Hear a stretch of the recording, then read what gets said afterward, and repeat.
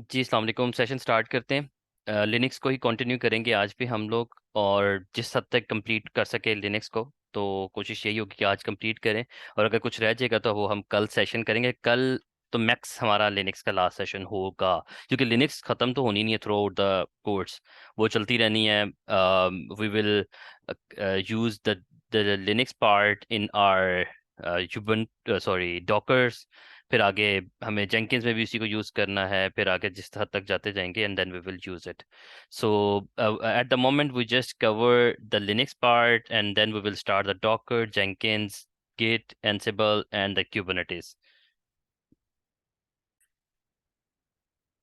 सो इसमें टेराफॉर्म नहीं है। टेराफॉर्म ऑब्वियसली हमेशा कहता हूँ ऐड करना, but not edit, but it will be covered. And इसमें ये है कि अभी हम लोग लिनक्स में हैं इंशाल्लाह। अगर हमारा आज सेशन में कंप्लीट कर लेता हूँ तो ठीक है, फिर कल से हम डॉकर स्टार्ट करेंगे। That we will start, it might be the last part of the tomorrow session, या लास्ट जो एक 1 आवर होगा वो हम डॉकर की इंट्रोडक्शन पे स्पेंड कर लेंगे, then we will move on to the hands on. This is the longest part which we will cover in this complete course, because docker throughout the course काफ़ी ज़्यादा important है। Linux हम use करेंगे Docker के साथ, फिर Linux and docker को use करेंगे जेंकिंस में, and then we will use the Linux docker and Jenkins with the GitHub, with the Git and GitHub. तो ये कंप्लीट आप लोगों को जंप हर टूल के मिलते जाएंगे। This is a separate tool which we are not covering, के जिसमें हम लोग प्रीवियस टॉपिक्स को या प्रीवियस टूल्स को इंगेज कर रहे हैं, because the purpose of this tool is a little bit different. But after that we will move on to the Linux docker and use the Kubernetes, and Terraform is also the separate part जो कि हम इस course में content में cover करेंगे। So back to the topic, हम लोगों ने लास्ट वीक क्या कवर किया था? I just give you a short introduction, short overview, जिससे आप लोगों को आइडिया हो जाएगा। फर्स्ट ऑफ ऑल, एज आप लोगों को मैंने पहले भी बताया हुआ कि मुझे अगर उसका टर्मिनल ओपन करना है, I just need to open it anywhere. मैं सिर्फ राइट क्लिक करूंगा and then I can able to. यहाँ पर इसलिए नहीं होता क्योंकि यहाँ पर ये डेस्कटॉप नहीं है, because it's my secondary screen जो कि मेरे अटैच की हुई है। The main desktop is on my screen one. So that's why यहाँ पर मैं इसको टर्मिनल नहीं ओपन कर पा रहा। Otherwise this is the terminal जो कि मुझे ओपन करना है। Okay, just give me 1 minute again. Okay, so ये टर्मिनल है। ऑब्वियसली एट द मोमेंट मैंने आप लोगों को पहले बताया हुआ है कि मैं होम, क्योंकि मैंने जैसे ही टर्मिनल ओपन किया, मैं अपने यूज़र के होम लोकेशन के ऊपर जो है वो इस टाइम एग्जिस्ट करता हूँ। यानी कि मैं पीडब्ल्यूडी चेक करूंगा तो वो मुझे बता देगा कि home Usman Ahmed, and it mean that कि एट द मोमेंट मैं जो हूँ वो उस्मान अहमद ही होम डायरेक्टरी के अंदर जो है वो बैठा हुआ हूँ। अच्छा, मुझे कुछ इंपॉर्टेंट चीज़ें थी जो कि शायद मैंने जो है वो इसीलिए स्किप की थी, बिकॉज कि मैं हम लोग जब whenever we are ready कि हम लोग अपाची इंस्टॉल कर लेंगे, then we will discuss this part. अच्छा, उसमें सबसे पहली चीज़ ये आती है कि अगर मैं आप लोगों को ये बताऊं कि अच्छा, मुझे सबसे पहले ये देखना है कि मैंने लास्ट वीक जो इंस्टॉलेशन की थी इसकी अपाची की इंस्टॉलेशन की थी, और उसके बाद मैंने उसको वेबसाइट आप लोगों को एक लोकली इन्वायरमेंट में चला के भी दिखाई थी, तो मुझे उसकी सर्विस चेक करनी, बिकॉज मैंने लैपटॉप रीस्टार्ट किया था। तो लैपटॉप रीस्टार्ट करने से का मतलब ये कि सपोज दैट कि ये जो टर्मिनल इस टाइम नजर आ रहा है ये किसी सर्वर का टर्मिनल है। लाइक कि मेरे पास कोई एक्चुअल में AWS का या किसी क्लाउड कंप्यूटिंग प्रोवाइडर का सर्वर है, या मेरे पास ऑन प्रेमिसेस सर्वर है। तो अगर मुझे ऑन प्रेमिसेस सर्वर के ऊपर मैं काम कर रहा हूँ और मेरा सर्वर रीस्टार्ट होता है, तो क्या मेरी सर्विस रीस्टार्ट हो जाती है? सो लेट्स सी कि भाई what the situation at the moment. अच्छा, पहले चीज ये कि या तो आप सूडो यूजर बन जाओ के काम कर लो, या फिर आप सूडो हर कमांड के साथ लगा लो। यानी कि दो चीजें। फर्स्ट ऑफ ऑल, या तो मैं ये करूं कि अगर मैं यहाँ लिखता हूँ सिस्टम CTL, ये मुझे दिखा देगा, ये मुझे स्टेटस जरूर दिखा देगा कि मैं यहाँ लिखता हूँ system CTL up status Apache 2, तो ये मुझे दिखा देगा कि वो रनिंग में है। अच्छा, एक चीज ये कि अगर मुझे बार बार ये सूडो लगाना पड़ता है तो मैं यहाँ पर या तो सूडो लगाऊं, या दूसरा तरीका कि यहाँ सूडो यूजर बन के इसकी सर्विस को स्टार्ट स्टॉप या जो भी करना है। तो अगर सपोज दैट सम केसेस, ये बात याद रखना, ये बड़ी नोट करने वाली पॉइंट है, क्योंकि अब हम लोग थोड़ा सा मेच्योर लैंग्वेज यूज करेंगे, थोड़ी सी मेच्योर चीजें यूज करेंगे जो हमारी एक्चुअल एनवायरनमेंट में यूज हो रही हैं। फर्स्ट ऑफ ऑल ये होता है कि सपोज दैट अच्छा, मैंने सूडो नहीं लगाया था शायद, that's why it's asking me for the password, but let me edit here. So it will be stopped. अच्छा, ये मुझसे बार बार पासवर्ड पूछेगा, इसीलिए मैं आपसे चाह रहा था कि मैं इसके साथ सूडो लगा लूं या मैं सूडो यूजर बन जाऊं। So I will be becoming a sudo user. Okay, so then हम लोग देख लेते हैं। अच्छा, पहली मैं बात ये कर रहा हूँ कि अगर सपोज दैट कि आप लोग काम कर रहे हैं रियल एनवायरनमेंट में और आपके पास जो अपाची की सर्विस है, सपोज दैट कि आपने अपाची इंस्टॉल किया एंड सपोज दैट कि आपका सर्वर जो है वो रीस्टार्ट हो गया। When ever your server will be restarted, might be आप लोगों को ये चैलेंज आए कि आपके पास जो है वो आपकी सर्विस इनिशिएटेड ना हुई हो, इनिशिएट ना हुई हो, या वो डेड हो या वो स्टॉप्ड हो। तो आपको कुछ चीजें मेक श्योर करनी होती हैं कि आपकी सर्विस हमेशा चलती रहे। आपको ये मेक श्योर करना कि आपकी सर्विस जो है, जो भी आप सर्विस लिख रहे हैं या क्रिएट कर रहे हैं, वो आपकी सर्विस हमेशा चलती रहे। तो उसके लिए हमारे पास दो तरीके होते हैं। या तो हम अपने, जब हम अपनी कभी भी इंस्टॉलेशन करते हैं ना, जिस तरह मैंने एक इंस्टॉलेशन लास्ट टाइम कैसे की थी, मैंने की थी ऐप इंस्टॉल अपाची 2। मैंने अपाची 2 यानी कि जो हमारा वेब सर्वर है वो हमने इंस्टॉल किया था। अच्छा, वेब सर्वर इंस्टॉल करने के बाद सपोज दैट कि मैंने जब उसकी स्टेटस देखा तो वो स्टॉप था, मैंने इसको स्टार्ट कर दिया, let me start it again. और जब ये चल पड़ा तो फिर मैंने स्टेटस चेक किया तो ये रनिंग में आ गया। और जब मैं ब्राउजर में जाके, let me open the browser as well, जब मैं ब्राउजर में जाके इसको चेक करूंगा, यहाँ पर लिखूंगा लोकल होस्ट, तो मेरे पास अपाची, या मेरे पास, अच्छा वेबसाइट मैंने रखी थी लास्ट टाइम, आपको याद है, एक पूरी वेबसाइट रख दी थी। तो हमने पूरी वेबसाइट रखी हुई थी, वो हमारी चल पड़ी। लेकिन जब ये स्टॉप होगी, वेन एवर इट स्टॉप्ड, तो उसमें मसला क्या आएगा? उसमें मसला ये आएगा कि ऑब्वियसली आपकी वेबसाइट सपोज दैट कि डाउन है। इसका मैं यूज केस ये बता सकता हूँ, देखिए डाउन होगी, आपकी वेबसाइट नहीं रीचेबल है। सही का समटाइम देखा होगा, वेबसाइट आप एक्सेस करते होंगे, आपके पास एक पेज आता होगा। अच्छा, होता क्या है कि सपोज दैट कि आप लोगों ने सारा अपनी वर्किंग सही किया, अपाची सारी इंस्टॉलेशन सब कुछ सही कर लिया, सडनली रात के टाइम कोई ऐसा प्रॉब्लम आया जिसकी वजह से आपका सर्वर जो जिसके ऊपर आपकी वेबसाइट चल रही थी वो रीबूट हो गया। अब वो रीबूट होने से अगर उसकी सर्विस स्टार्ट ना हुई, तो आपके पास लोग सुबह सुबह आपको एस्केलेट कर रहे होंगे कि आपकी प्रोडक्शन वेबसाइट या आपकी एप्लीकेशन डाउन है। आपको मेक श्योर करना है कि जब भी कभी ऐसा कोई केस हो, in case of any reason, अगर आपका सर्वर कभी रीबूट हो, आपकी सर्विस ऑटोमेटिकली स्टार्ट होनी चाहिए। तो उसकी एक कमांड होती है जो कि हम इसको पहले से बता देते हैं, कॉन्फ़िगर कर देते हैं कि भाई जब भी तुमने कभी रीस्टार्ट, तुम्हारा सर्वर जिस होस्ट के ऊपर तुम चल रहे हो, अगर कभी वो रीस्टार्ट हो जाता है, तो तुम्हें अपनी सर्विस को, इस स्पेसिफिक सर्विस को वापस स्टार्ट करना है ऑटोमेटिकली। तो वो कमांड एक होती है, लेट मी शो यू। अच्छा देखें, पीछे वेबसाइट खुद ही चल भी गई है जैसे मैंने इसको स्टार्ट किया है। अच्छा, वो कमांड होती है, मुझे जस्ट एक मिनट कमांड रिमाइंड करने थे, मैं कमांड भूल गया हूँ।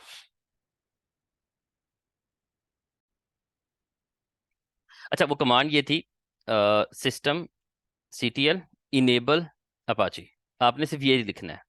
ये क्या करेगा, आपको यहाँ पर देख लें, synchronizing state of the Apache service with the sys V. इसकी जो डिफॉल्ट एक सिस्टम लेवल के अंदर वो अपनी लाइक एक डायरेक्टरी है, उसके अंदर इसकी सर्विस को डाल देता है, इनेबल कर देता है। उसका पर्पस ये होता है कि वेन एवर योर सर्वर और your machine has been restarted, तो वो ऑटोमेटिकली उसको स्टार्ट करेगा। बस इसने इतना सा काम करा आपने। अच्छा, आप अभी अपाची पे काम कर रहे हैं, एक सर्विस पे काम कर रहे हैं, तो आपके लिए ये काम हो रहा है। अब ये आप इस स्टेटस को कोई फर्क नहीं पड़ेगा, स्टेटस वैसे ही चल रहा है, लेकिन it will be make sure कि जब भी कभी आपका सर्वर रीस्टार्ट होगा, तो ये ऑटोमेटिकली आपकी सर्विस को इनेबल करेगा, ऑटोमेटिकली उसको स्टार्ट करेगा। अब आपको कभी भी उसको मैन्युअली स्टार्ट नहीं करना पड़ेगा। अच्छा, हम ऐसा करते हैं कि हम ना एक और कोई सर्विस देखें, ये वेबसाइट वैसे चल रही है, थोड़ा लोडिंग टाइम ज्यादा लेती है। हम क्या करेंगे कि हम लोग अच्छा अदील, ये WSL पे भी शायद चल जाएगी, लेकिन सिस्टम CTL के, अच्छा सर्विस के साथ चल रही है, ओके परफेक्ट है। वो असल में मैंने WSL इसलिए नहीं यूज करा बिकॉज WSL, एक बात याद रखना, eight the moment learning point of view से WSL इज गुड। कि मैंने जिस तरह आपको बताया कि विंडो WSL के ऊपर मैं भी पढ़ा रहा था, पहला सेशन मैंने दिया था, आप में से भी कुछ WSL को यूज कर रहे होंगे क्लाइंट इंस्टॉल करके। लेकिन एक बात याद रखना, इन अ रियल एनवायरनमेंट, कभी भी प्रोडक्शन में या कभी भी आपको कहीं पे भी WSL नहीं मिलेगा, ठीक है? वो अभी सिर्फ लर्निंग पॉइंट ऑफ व्यू से तो ठीक है, एक्चुअल में आपको ये जो ब्लैक स्क्रीन है ना, ये नजर आएगी खाली। अभी मैं आप लोगों को कुछ चीजें सिखाऊंगा अभी कि हमें सर्वर्स को, किसी अगर मेरा कोई सर्वर किसी और जगह पे चल रहा है, तो हमें उसको एक्सेस कैसे करना है। अगर मुझे एक्सेस करना है तो मैं कैसे कर सकता हूँ, अभी हम लोग ये भी देखेंगे। तो आप लोग को समझ आ जाएगी कि लिनक्स मशीन को कैसे एक्सेस किया जा सकता है। कि ठीक है, मैं यहाँ लिख देता हूँ how we access our Linux machines. ठीक है, ये वैसे ही मैंने कमांड, मैं आपको क्या बताया था, किसी भी लाइन से पहले अगर मैं हैश लगा देता तो उसके लिए वो कमांड एग्जीक्यूटेबल नहीं होती। Anyways back to the topic, मैंने अपाची इंस्टॉल कर लिया, मैंने वेबसाइट चला ली। अब मैं आप लोग को एक सर्विस और कोई स्टार्ट करके दिखाता हूँ कि अगर मुझे यहाँ पर एक सर्विस और इंस्टॉल करनी है, और वो सर्विस है माई एसक्यूएल डेटाबेस है। माई एसक्यूएल पे किसने काम किया हुआ है, किसी ने किया तो मुझे कोई हैंड रेज करे या कमेंट में बताए, ताकि मुझे थोड़ा सा आइडिया हो कि माई एसक्यूएल पे किसने काम किया हुआ है। माई एसक्यूएल का थोड़ा सा ओवरव्यू भी आप लोगों को दे देता हूँ। जी, कौन है, किसी ने नहीं किया हुआ? नहीं भी किया तो नो लिख दो, मुझे कम से कम पता तो चले। परफेक्ट।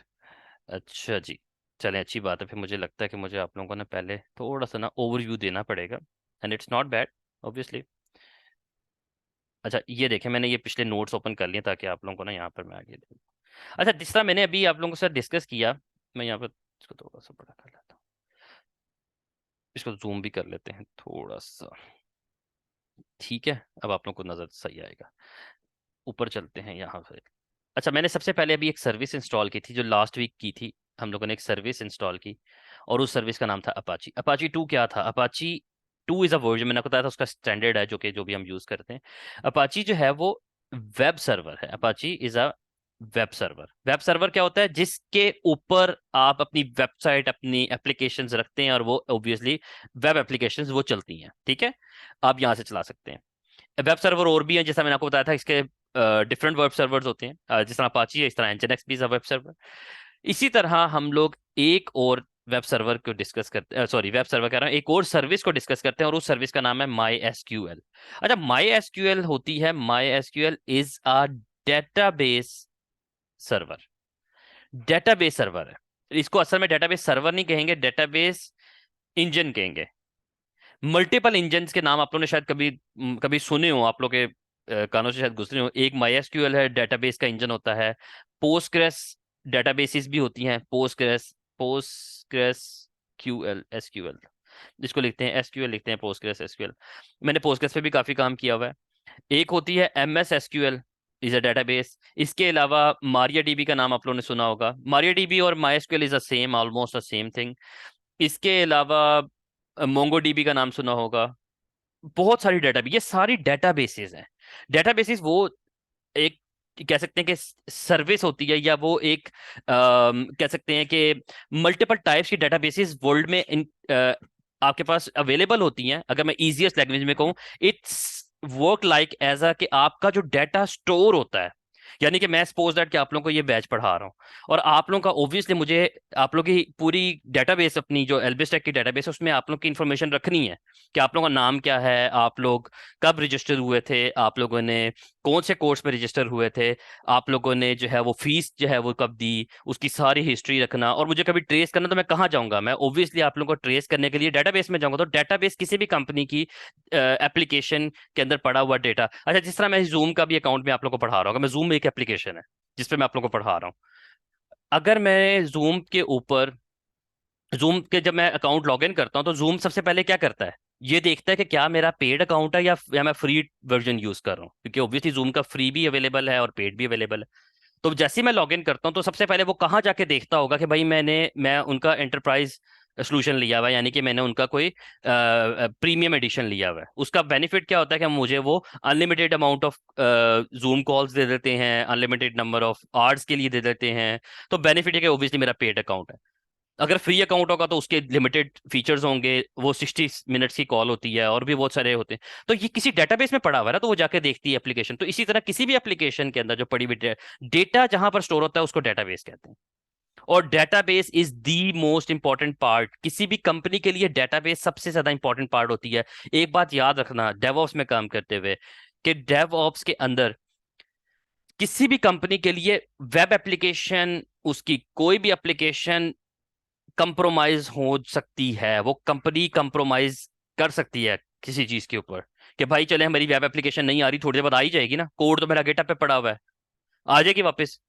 लेकिन डेटाबेस एक ऐसी चीज है जिसको कंपनी किसी सूरत में लूज करना नहीं चाहती, कि अगर वो लूज हुई तो उनका बिजनेस लूज हो जाएगा।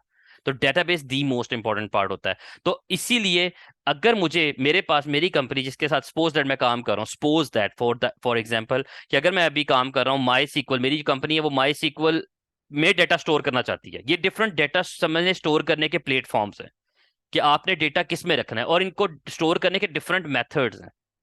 अगर मुझे माई में डेटा स्टोर करना है तो मैं माई में डेटा कैसे स्टोर करूंगा? माई का एक पूरा एक स्कीमा होगा। स्कीमा कहते हैं कि एक एक स्ट्रक्चर होगा। स्ट्रक्चर मैं किस तरह से आपको एक्सप्लेन कर देता हूँ, हालांकि ये बाइसिकल की क्लास नहीं है, लेकिन obviously just give you example. ये मैंने एक्सेल की शीट खोली। एक बात याद रखना, डेटाबेसेस दो तरह की होती हैं, वो भी आप लोगों को बहुत से लोग बताएंगे भाई सीक्वल डेटाबेसेस होती हैं, नो सीक्वल होती है। मैं उस बहस में नहीं पड़ा। I just wanted to give you a short introduction what is the purpose of the databases. Databases को एक बात याद रखना, ये एक एक्सेल की शीट है, नजर आ रही है आप लोगों को? एक्सेल की शीट में पड़ा हुआ data same as it is databases भी इसी तरह ही काम करती है, सेम एज इट इज। उनका एक स्ट्रक्चर है, देखें एक स्ट्रक्चर है ना, कि मैंने क्या रखा हुआ है, वीडियो नंबर, एक एक उसका कॉलम का नाम रखा हुआ है, video number, commands, details, duration. ये सब मैंने कभी रिकॉर्डिंग की थी अपने यूट्यूब चैनल के लिए, तो उन पे मैंने लिखा था कि किस मिनट से मेरी कौन सा पार्ट स्टार्ट होता है।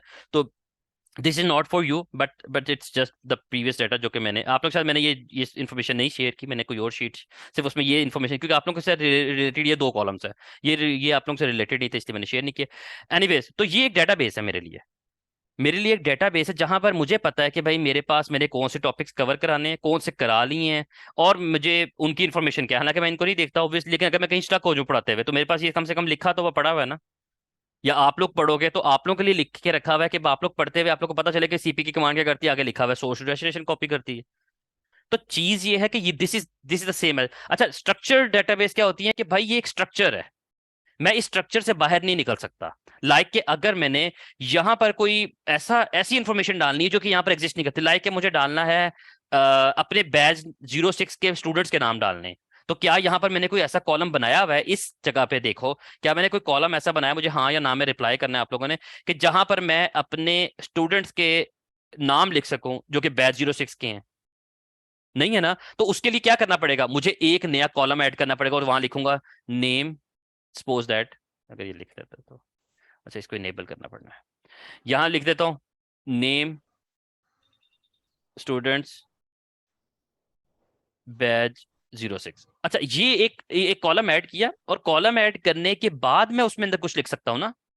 उसके बाद मैं यहाँ पर आप लोगों के नाम लिखना शुरू करूंगा, अगर सपोज दैट मुझे। तो बात ये कि ये स्ट्रक्चर डेटाबेस होती है, इसमें एक पूरा एक स्कीमा है, ये स्कीमा होता है, ये जिसके कॉलम्स होते हैं, इट्स कॉल्ड द स्कीमास, कि एक प्रॉपर स्कीमा है, और उस स्कीमा के अंदर आप अपना डेटा लिख सकते हैं। जो जो कॉलम अवेलेबल है उस कॉलम के अंदर डेटा डाल सकते हैं, और जो कॉलम अवेलेबल नहीं है उसमें डेटा नहीं डलेगा। और उसके लिए अगर डेटा डालना है तो एक नया कॉलम क्रिएट करेंगे।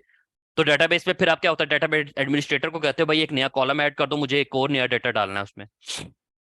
तो फिर वो आइंदा उस डेटाबेस का पार्ट बन जाएगा वो स्कीमा। लेकिन अगर आप लोग कंफ्यूज ना हो तो मैं एक क्विक सा आप लोगों को आइडिया दे सकता हूँ कि सीक्वल डेटाबेस और नो सीक्वल में क्या डिफरेंस होता है, क्योंकि ये हम बड़ा क्लोज हैं उसके। मुझे ये कि कंफ्यूज ना हो, एसक्यूएल डेटाबेसेस होती हैं एंड नो एसक्यूएल डेटाबेसेस होती हैं, आप लोगों ने नाम शायद सुना हो।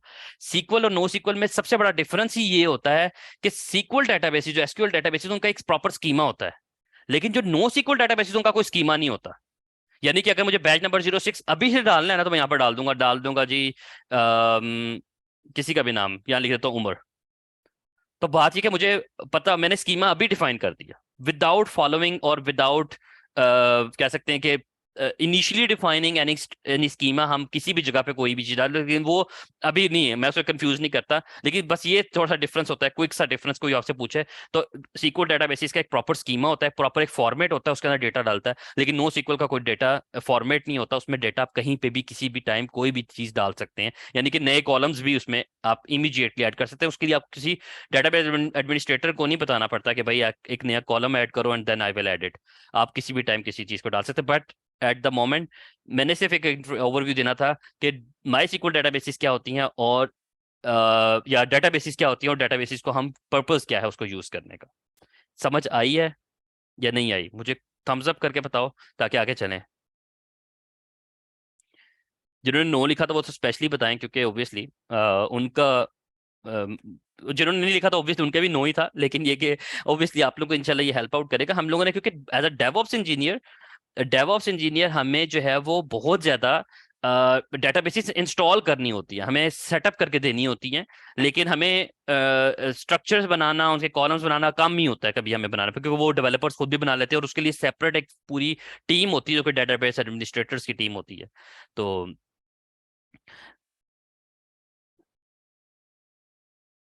बहुत से डिपेंडेंसीज होती हैं अदील, आप अदील ने पूछा कि बहुत से यानी कि कोई डिपेंडेंसीज होती हैं डेटाबेस डेटास की सीक्वल के अंदर, तो डिपेंडेंसीज होती हैं। स्पेशली अगर आप डिफरेंट इंजन्स के ऊपर काम कर रहे हो तो ऑब्वियसली हर इंजन दूसरे इंजन से डिफरेंट होता है, ठीक है, इनका स्ट्रक्चर डिफरेंट होता है, लेकिन ये होता है कि जो सीक्वल डेटाबेसेस हैं उनका स्टैंडर्ड वही है कि उनका फॉर्मेट ये एक पूरा स्ट्रक्चर्ड बेस्ड डेटाबेसेस है। और जो मोंगोडीबी है ये नो सीक्वल है, ये मैंने मोंगोडीबी लिखी है, कभी आप लोगों ने पढ़ना हो ना तो नो सीक्वल कौन सी है, तो नो सीक्वल ये डेटाबेस है, बाकी ये सारी जो ऊपर लिखी है ये सारी सीक्वल डेटाबेसेस हैं। इनके आगे देखें बल्कि लिखा भी हुआ है एसक्यूएल, ये भी एसक्यूएल है और ये भी एसक्यूएल है, मारियाडीबी भी एसक्यूएल बेस्ड डेटाबेस है, ठीक है, तो ये हमारी नो सीक्वल होती है। Anyways back to the topic. अब मैं आप लोगों को बताता हूँ कि हमें माई सीक्वल डेटाबेस इंस्टॉल कैसे करनी, सेटअप कैसे करनी है, इसको हम यूज करेंगे इन फ्यूचर, मैं उसके ऊपर ज्यादा नहीं जाऊंगा। हमने सबसे पहले ये देखना है कि क्या मेरे पास सिस्टम में माई एसक्यूएल डेटाबेस इंस्टॉल है या नहीं, तो शायद मैंने कभी की हो, इसलिए मैं यहाँ पर चेक कर लेता हूँ। तो वो कहता है नॉट फाउंड, अगर मैं इसके आगे सर्विस भी डाल देता हूँ तो भी इसको नॉट फाउंड यानी कि इंस्टॉल नहीं है। तो लेट सी कि अब हमें इंस्टॉल कैसे करनी है, हमें सिंपल लिखना है app install MySQL server, install MySQL server. अच्छा, अगर आपको ये ना मिले कमांड, हमें चले मुझे तो याद हो गई है, अगर आप लोग कहते हो यार मैं तो नया हूँ मुझे तो कमांड ही नहीं आती, कोई मसला ही नहीं है यार, आपने सिंपल यहाँ पर जाना है गूगल, यार गूगल है ना, आप लोगों ने यहाँ पर लिखना है how to install MySQL database on Ubuntu लिख लें, मिंट लिख लें, कुछ भी लिख लें, क्योंकि मेरा डेबियन बेस है, तो आपने यहाँ पे इस बात को सिंपल सा कोई भी डॉक्यूमेंट मिल जाएगा, डिजिटल ओशन के बड़े अच्छे डॉक्यूमेंट्स हैं, इनको फॉलो कर लें किसी भी, तो आपको ये पूरी कमांड्स बता देगा कि भाई आपको क्या करना है। तो ये आपको सबसे पहले देखें यहाँ पे बता रहा है,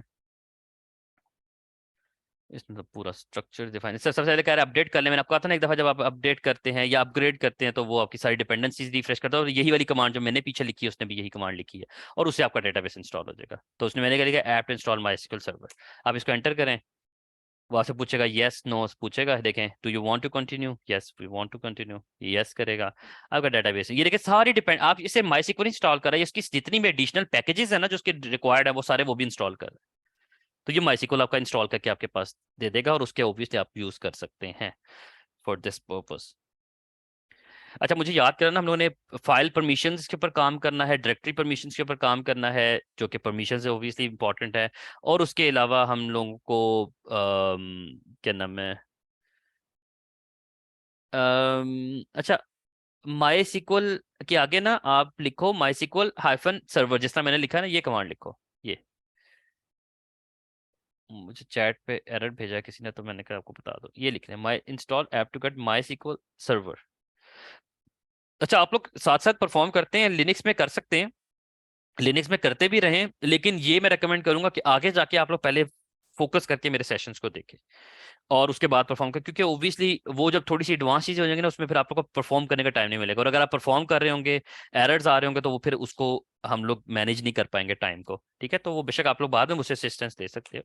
तो जैसे मैं कमांड दोबारा बता देता हूँ, कमांड ये है, ये मैंने हैश साइन वैसे ही लगाया है, आप लोगों ने लिखना है apt install MySQL server, और अगर आपको नहीं भी मिलती तो मैंने आपको बताया अपने ऑपरेटिंग सिस्टम के वर्जन के स्पेसिफिक आप गूगल करेंगे आपको डॉक्यूमेंट मिल जाएगा, और उस डॉक्यूमेंट को फॉलो करेंगे and then you can easily install your required package, ठीक सर है। अगर इसे अनइंस्टॉल करना हो अपाचे को या मैं माईसीक्वल बता को, तो देता हूँ, इसके लिए भी फिर दोबारा यही करेंगे? हाँ नहीं मैं वो उसका तरीका बताता हूँ, वो हम लोगों ने आज करना है क्योंकि माईसीक्वल मैंने इंस्टॉल करके यहाँ रखना नहीं है, ठीक है। अच्छा, मेरा माईसीक्वल इंस्टॉल हो गया, मैंने चेक कर लिया था, यानी चेक क्या किया वो हमें करना है यहाँ पर ये कि हम इसी तरह system CTL status my SQL लिखते हैं और आपके पास आ जाता है कि रनिंग में, यानी कि इंस्टॉल हो गया है, ठीक है। अच्छा इरम, आपका मसला हल हुआ है, आपने मुझे मैसेज किया था, आप एक दफ़ा चेक कर लो।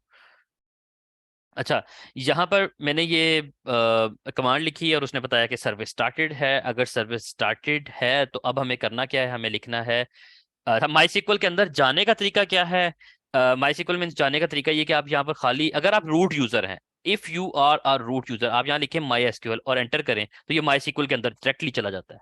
देखिए यहाँ पर सीएलआई किस तरह की थी, इस तरह की, लेकिन इस टाइम में माई एसक्यूएल सर्वर के अंदर हूं, ये बात याद रखना। एट द मोमेंट मैं माई एसक्यूएल सर्वर के अंदर हूं।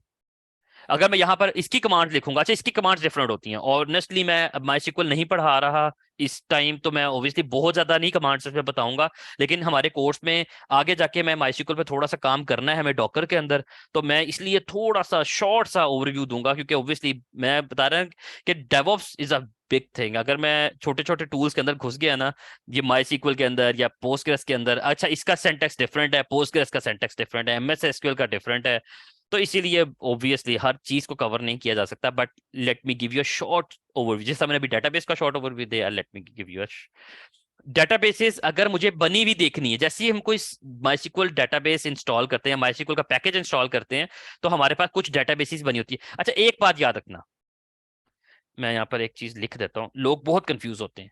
लोग समझते हैं कि माई एसक्यूएल डेटाबेस है। डेटाबेस नहीं है, ये डेटाबेस इंजन है। It's a database engine. Database engine का मतलब क्या है? इंजन का मतलब ये कि जो माइस्क्ल की डेटाबेस को चलाने के लिए जो इंजन यूज होता है उसको माइस्क्ल कहते हैं। उसके अंदर डेटाबेसेस होंगे ना, उसके अंदर एक डेटाबेस, दो, तीन, चार, पांच, जितनी मर्जी डेटाबेसेस बना लो। तो आपको यहां पर अगर मुझे डेटाबेसेस देखनी है कि माइस्क्ल इंजन के अंदर कितनी डेटाबेसेस हैं, तो यहाँ लिखूंगा शो डेटाबेसेस। आपको ये दिखा देगा, ये कुछ डिफॉल्ट डेटाबेसेस हैं जो कि बनी हुई है इसके अंदर। माइस्क्ल जब भी कभी इंस्टॉल होता है तो आपको ये चार डिफॉल्ट डेटाबेसेस नजर आती हैं इनके। अच्छा किसी डेटाबेस को क्रिएट करना है, वो कैसे करते हैं, ये obviously it's a totally totally database का कोर्स जो कि इस टाइम नहीं मैं पढ़ा रहा, बट आई विल ट्राई कि मैं इसको किसी दिन सेपरेटली रिकॉर्ड करूं और आप लोगों के साथ शेयर करूं, जिस तरह मैंने कभी गौर नहीं किया, लेकिन अभी एकदम से माइंड में आया कि ऑब्वियसली डेटाबेस का भी छोटा सा।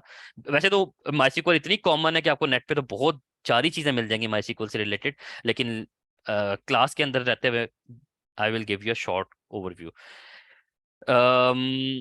अच्छा आपको करना सिर्फ ये है कि यहाँ पर अगर मुझे डेटाबेस क्रिएट करनी है तो डेटाबेस मैंने लिखा शो डेटाबेसेस, तो आपके पास डेटाबेसेस आ गई। अगर मुझे किसी डेटाबेस के अंदर जाना है, यानी कि सब चीजें इतनी सारी ना, मैं सोच रहा हूँ कि किस तरह से इजीली आपको एक्सप्लेन करूँ।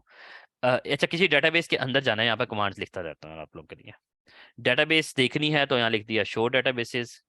यहाँ पर ये सब ये भी आता है, इसका सेमी कॉलन भी आता है, इसको भी माइंड में रखना। दूसरी कमांड होती है कि अगर आपको, यहाँ ये लिख देता हूँ, ये अच्छा दूसरी कमांड होती है कि अगर आपको किसी डेटाबेस के अंदर जाना है और देखना है उसके अंदर क्या है, तो यहाँ पर माई की कमांड होती है यूज और उस डेटाबेस का नाम, यानी कि मैं लिख देता हूँ माई एसक्यूएल। जिस डेटाबेस के अंदर, अगर मैंने इसके अंदर जाना है तो यूज लिखूंगा, अगर मैंने इसके अंदर जाना है तो मैं यूज ये लिखूंगा, अगर मैंने इसके अंदर जाना है तो मैं यूज सिस लिखूंगा। तो आपने इस तरह से लिखना है। तो यहाँ पे मैं लिखता हूँ, ये देखें, यूज माई एसक्यूएल। मैं उसके अंदर देखने चला गया, वो देखें यहाँ पे लिखा हुआ आ रहा है कि reading table information and completion of table column जो भी है, you can turn off the feature to get this. वो डेटाबेस चेंज्ड, माई एसक्यूएल के अंदर आ गया हूँ, ठीक है। अब मैं यहाँ पर अगर मुझे यहाँ पर टेबल्स देखने हैं, यानी इसके अंदर डेटा क्या पड़ा हुआ है, तो इसके अंदर टेबल्स होते हैं, यानी कि जो एक डेटाबेस के अंदर बहुत सारे टेबल्स होते हैं। अगर मुझे टेबल्स देखने हैं तो मैं यहाँ लिख लूँ तो शो टेबल्स, तो ये मुझे टेबल्स दिखा देगा, शो टेबल्स। तो ये देखिए सारे टेबल्स जो बने हुए हैं, ये समझ लें कि एक्सेल की फाइल्स बनी हुई हैं। अगर मैं इजी या कह सकता हूँ कि बड़ी नॉर्मल और आप लोगों को कोई सिंपल सी एग्जांपल दूं, तो समझ लें कि ये एक्सेल की डिफरेंट फाइल्स पड़ी हुई हैं। हर एक्सेल फाइल के अंदर उसका डेटा पड़ा होगा। अगर मुझे किसी एक्सेल फाइल के अंदर पड़ा हुआ डेटा देखना है, जिस तरह यूजर्स का टेबल, अगर मुझे इसके अंदर पड़ा हुआ डेटा देखना है, तो उसकी कमांड होती है सेलेक्ट ऑल फ्रॉम यूजर्स, यानी कि मुझे सिलेक्ट करना है तमाम डेटा यूजर टेबल के अंदर पड़ा हुआ, तमाम डेटा सिलेक्ट करना है। तो मैं क्या करूंगा, यहाँ पे लिखूंगा select all from user, enter. तो ये देखिए ये समय डेटा फॉर्मेट, डेटा ज्यादा है, वो इस तरह से प्रॉपर फॉर्मेट में नजर नहीं आ रहा, लेकिन डेटा दिखा रहा है वो मुझे कि इसके अंदर क्या पड़ा हुआ है। अगर आपको प्रॉपर तरीके से देखना हो तो मैं आप लोग को एक चीज बता देता हूं कि अगर आप लोगों को कभी प्रॉपर तरीके से डेटा देखना हो, तो हम सीएलआई से काम नहीं करते। जिस तरह मैं ये सीएलआई से काम कर रहा हूँ ना, इस सीएलआई से काम नहीं करते माई में। बेटर तरीके से काम करने का तरीका ये कि माई या डिफरेंट इन सारे टूल्स के लिए एक्सटर्नल, यहां लिख देता हूं, एक्सटर्नल टूल्स अवेलेबल हैं to access the databases in proper format. अगर मुझे प्रॉपर फॉर्मेट में डेटा को एक्सेस करना है तो उसके लिए डिफरेंट टूल्स अवेलेबल है। मैं आपको एक टूल दिखा देता हूँ, असल में हम लोग बिल्कुल डी ट्रैक हो रहे हैं। अच्छा, यहाँ पर शायद पता नहीं इंस्टॉल है कि नहीं, विंडो में इंस्टॉल था। मैं यहाँ पर चले गूगल पे दिखा देता हूँ आप लोगों को। उस टूल का नाम है google.com। उस टूल का नाम है, हर टूल के लिए लेता अवेलेबल है, my SQL work bench. My SQL work bench, आप ये टूल है, ये एक सॉफ्टवेयर है। इस सॉफ्टवेयर को जब आप ओपन करें, इंस्टॉल करेंगे, सब कुछ करने के बाद आपसे ये पूछेगा भाई डेटाबेस कहाँ पर पड़ी हुई है, उसका होस्ट क्या है। चलो कभी कभी आगे जाके आपको दिखा भी दूंगा कि कैसे करते हैं, जब मैं विंडो पे काम कर रहा हूँ या तो फिर आपको दिखा दूंगा, यहाँ पर इंस्टॉल करके दिखा दूंगा। आपको क्या करना होगा, इस डेटाबेस से लिंक करोगे तो ये पूरी आपको प्रॉपर, यानी कि अच्छे फॉर्मेट के अंदर, यहाँ पर इसकी चले इमेजेस दिखा देता हूँ, इमेजेस पे पड़े होंगे।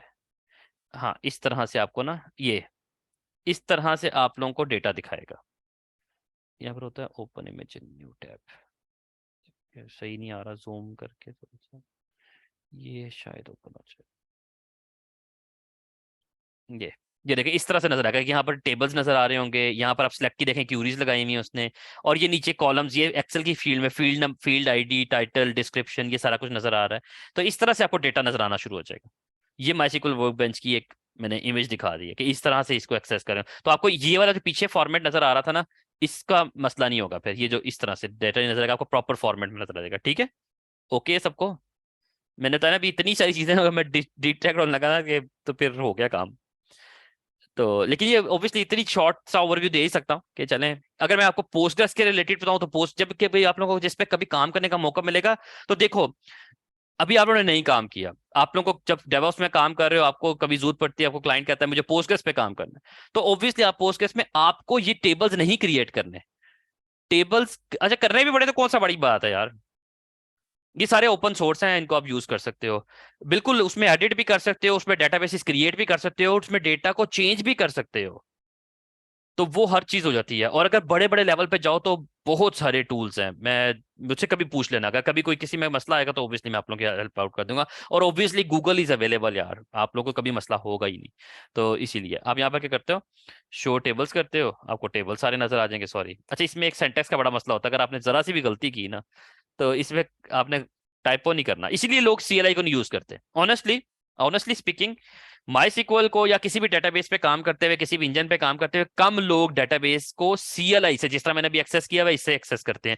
ज्यादातर लोग उन टूल्स के थ्रू एक्सेस करते हैं, क्योंकि इसका फॉर्मेट ना यहाँ पर टाइपो बड़े होते हैं। जिस तरह मैंने अभी देखें एक टाइपो किया, वो स्टक हो जाती है।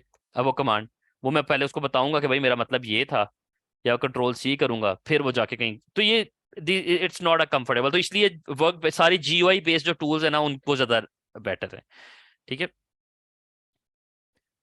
अम्म, बिल्कुल। अच्छा, GUI पे भी हो जाएगा, इंस्टॉल करोगे आप, गूगल पे जाके लिखोगे how we install the MySQL workbench on Ubuntu, या जो भी आप GUI यूज करो उस पर आप इंस्टॉल कर लोगे, and then okay, back to the topic. मैंने शो डेटाबेसिस की कमांड आप लोगों को बता दी कि डेटाबेसिस कैसे देखते हैं, मैंने आप लोगों को दिखा दी। अभी मैं इतनी सारी कमांड आपको करा सकता हूँ कि आप लोग सारे, ऐसा मैं वो डेटाबेस का कोर्स हो जाएगा। अगर मैं आप लोगों को ये बता सकता हूँ कि डेटाबेस के अंदर डेटा इंसर्ट कैसे करते हैं, उसके लिए इंसर्ट की कमांड होती है। अगर आपको डेटा क्या नाम है, अपडेट करना है, तो अपडेट की कमांड होती है। वो अपडेट कैसे करते हैं, पूरी कमांड्स होती हैं। किस टेबल को करना है, किस कॉलम को करना है, प्रॉपर तरीके से आप यहाँ से कर। बट आई विल रेकमेंड, यहाँ पर रेकमेंड कर रहा हूँ कि आपको एक्सटर्नल टूल्स जो इसके अवेलेबल हैं उनको यूज करके ही इस डेटाबेसिस को अपडेट करना चाहिए या एक्सेस करना चाहिए। सो डेटाबेस इंस्टॉल होगी, मैंने आप लोग को पैकेजेस इंस्टॉल करना दिखा दिए, आप लोग को ये बता दिया कि भाई डेटाबेस, अगर आपका माइसिकल वर्कबेंच इंस्टॉल है तो आपको उसको एक्सेस कैसे करना है। अभी मैं आप लोग को ये भी बता सकता हूँ कि माइसिक्वल का अगर आपको यूजर क्रिएट करना है कैसे करना है, यूजर की परमिशन कैसे मैनेज करनी है। बहुत बड़ी चीज है, माइसिक्वल इज अ डिफरेंट कोर्स। माइसिक्वल एक बहुत बड़ा कोर्स है जो कि आप कर सकते हैं, नॉट जस्ट द माइसिक्वल। बल्कि मैं ये कहूंगा कि माइसिक्वल के अलावा Postgres is a different course. ये हर जो डेटाबेस है ये पूरा पूरा कोर्स है, और ये डेटाबेस एडमिनिस्ट्रेटर्स करते हैं, मैंने नहीं किया हुआ ऑनेस्टली। मुझे किस तरह से एक्सपीरियंस हुआ है, मेरे क्लाइंट ने कहा माइसिकल यूज करनी है, मैंने थोड़ा सा पढ़ा पढ़ा काम कर दिया, हमें इस लेवल तक ही काम करना है। मैं पोस्टग्रेस में कैसे करना है, मुझे कभी ट्रबल शूटिंग करनी पड़े कर लेता हूँ। कभी मुझे डेटाबेस में, मैं अपने आप को गुरु कह ही नहीं सकता, लेकिन obviously because I am a DevOps engineer, तो मुझे इन सब टूल्स के ऊपर काम करने का मौका मिल जाता है, और वहीं से मेरा एक्सपीरियंस हो जाता है। ठीक है, तो ये चीज है आप लोगों के लिए। समझ आई कि नहीं है यहाँ तक? क्योंकि अब यहाँ तक समझ आ गई है तो मैं आगे चलता हूँ। मैं अभी आप लोगों को दिखाता हूँ कि हमें रिमूव कैसे करना है चीजों को। ठीक है, ये एक दो ही बंदों को समझ आ रही है, सबको आ रही है? क्योंकि मुझे एक दो बंदों के थम्स अप आ रहे हैं अभी तक। बाकी सबके भी चाहिए। और अगर नहीं आ रहे तो इसका मतलब है कि क्वेश्चन है, क्वेश्चन कर नहीं रहे आप लोग, तो क्वेश्चन करो। अच्छा, थैंक यू, मुझे रिप्लाईज आए हैं काफी सारे। अब हम क्या करते हैं, चलो डिलीट भी करके देख लेते हैं। चलो जी, डिलीट करना जी। ये देखें ऐप स्टेटस मैंने किया था तो ये MySQL इंस्टॉल्ड है, मुझे मैं कहा यार मुझे ये पैकेज चाहिए ही नहीं, तो मैं ऐप से ही इंस्टॉल किया था, तो ऐप की ही हेल्प में जाता हूँ, देख लेता हूँ यार इसमें रिमूव की ऑप्शन भी होगी कोई। ये देखें ये है रिमूव पैकेज। ठीक है, अगर आपको कोई रिमूव करना है पैकेज तो आप यहाँ पर जाएंगे और अपने पैकेज को रिमूव कर लेंगे। एक यहाँ पर रिमूव होती है और एक पर्ज भी होती है। पर्ज से करता है कि remove packages and their configuration files as well. यानी कि देखें, एक होता है, कैसे बताऊं इजीली, विंडो की एग्जांपल देता हूं, कि हम किसी पैकेज किसी भी सॉफ्टवेयर को ना सिंपली जाके अनइंस्टॉल कर देते हैं, और सपोज दैट कि वो अनइंस्टॉल जो है वो आपकी पीछे पड़ी हुई सी ड्राइव के अंदर पैकेजेस जो फाइलें पड़ी हुई वो डिलीट नहीं करता। तो हम क्या करेंगे, हम ऐड रिमूव जो कंट्रोल पैनल में होता है उसमें जाके सारा कुछ रिमूव करेंगे, वो अनइंस्टॉल करेगा, तमाम चीजें डिलीट कर दे। तो लिनक्स में भी कुछ इसी तरह का मसला होता है कि जब हम रिमूव करते हैं तो वो सिर्फ पैकेज डिलीट करता है, उसकी फाइलें डिलीट नहीं करता, कॉन्फ़िगरेशन फाइल्स डिलीट नहीं करता।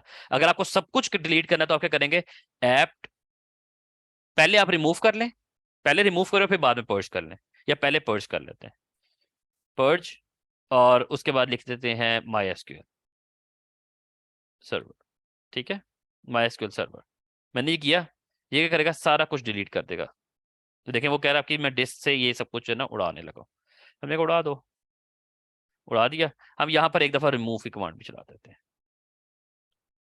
For safe site. अगर सब कुछ इंस्टॉल हुआ होगा, देखें वो कह रहा है कि हुआ हुआ है, पहले से ही हो गया, क्योंकि वो जब मैंने पर्ज चलाया तो उसने वो सब कुछ इंस्टॉल कर दिया। उसने यहाँ पर देखें लिखा हुआ है कि is not installed, so not remove. ठीक है, तो अब जब मैं इसका स्टेटस देखूंगा, दिखाता हूँ।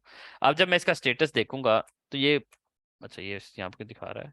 अच्छा हाँ, इसका एक और भी चीज़ है, यहाँ पर जो मैंने पर्च किया ना, इसके कुछ और पैकेजेस भी थे, ये देखें, ये दिखा रहा है MySQL 8.0। तो हमें ये बाकी पैकेजेस भी रिमूव करने पड़ने हैं, इसके जितने भी थे, तो हम सारों को पर्च करेंगे वन बाय वन,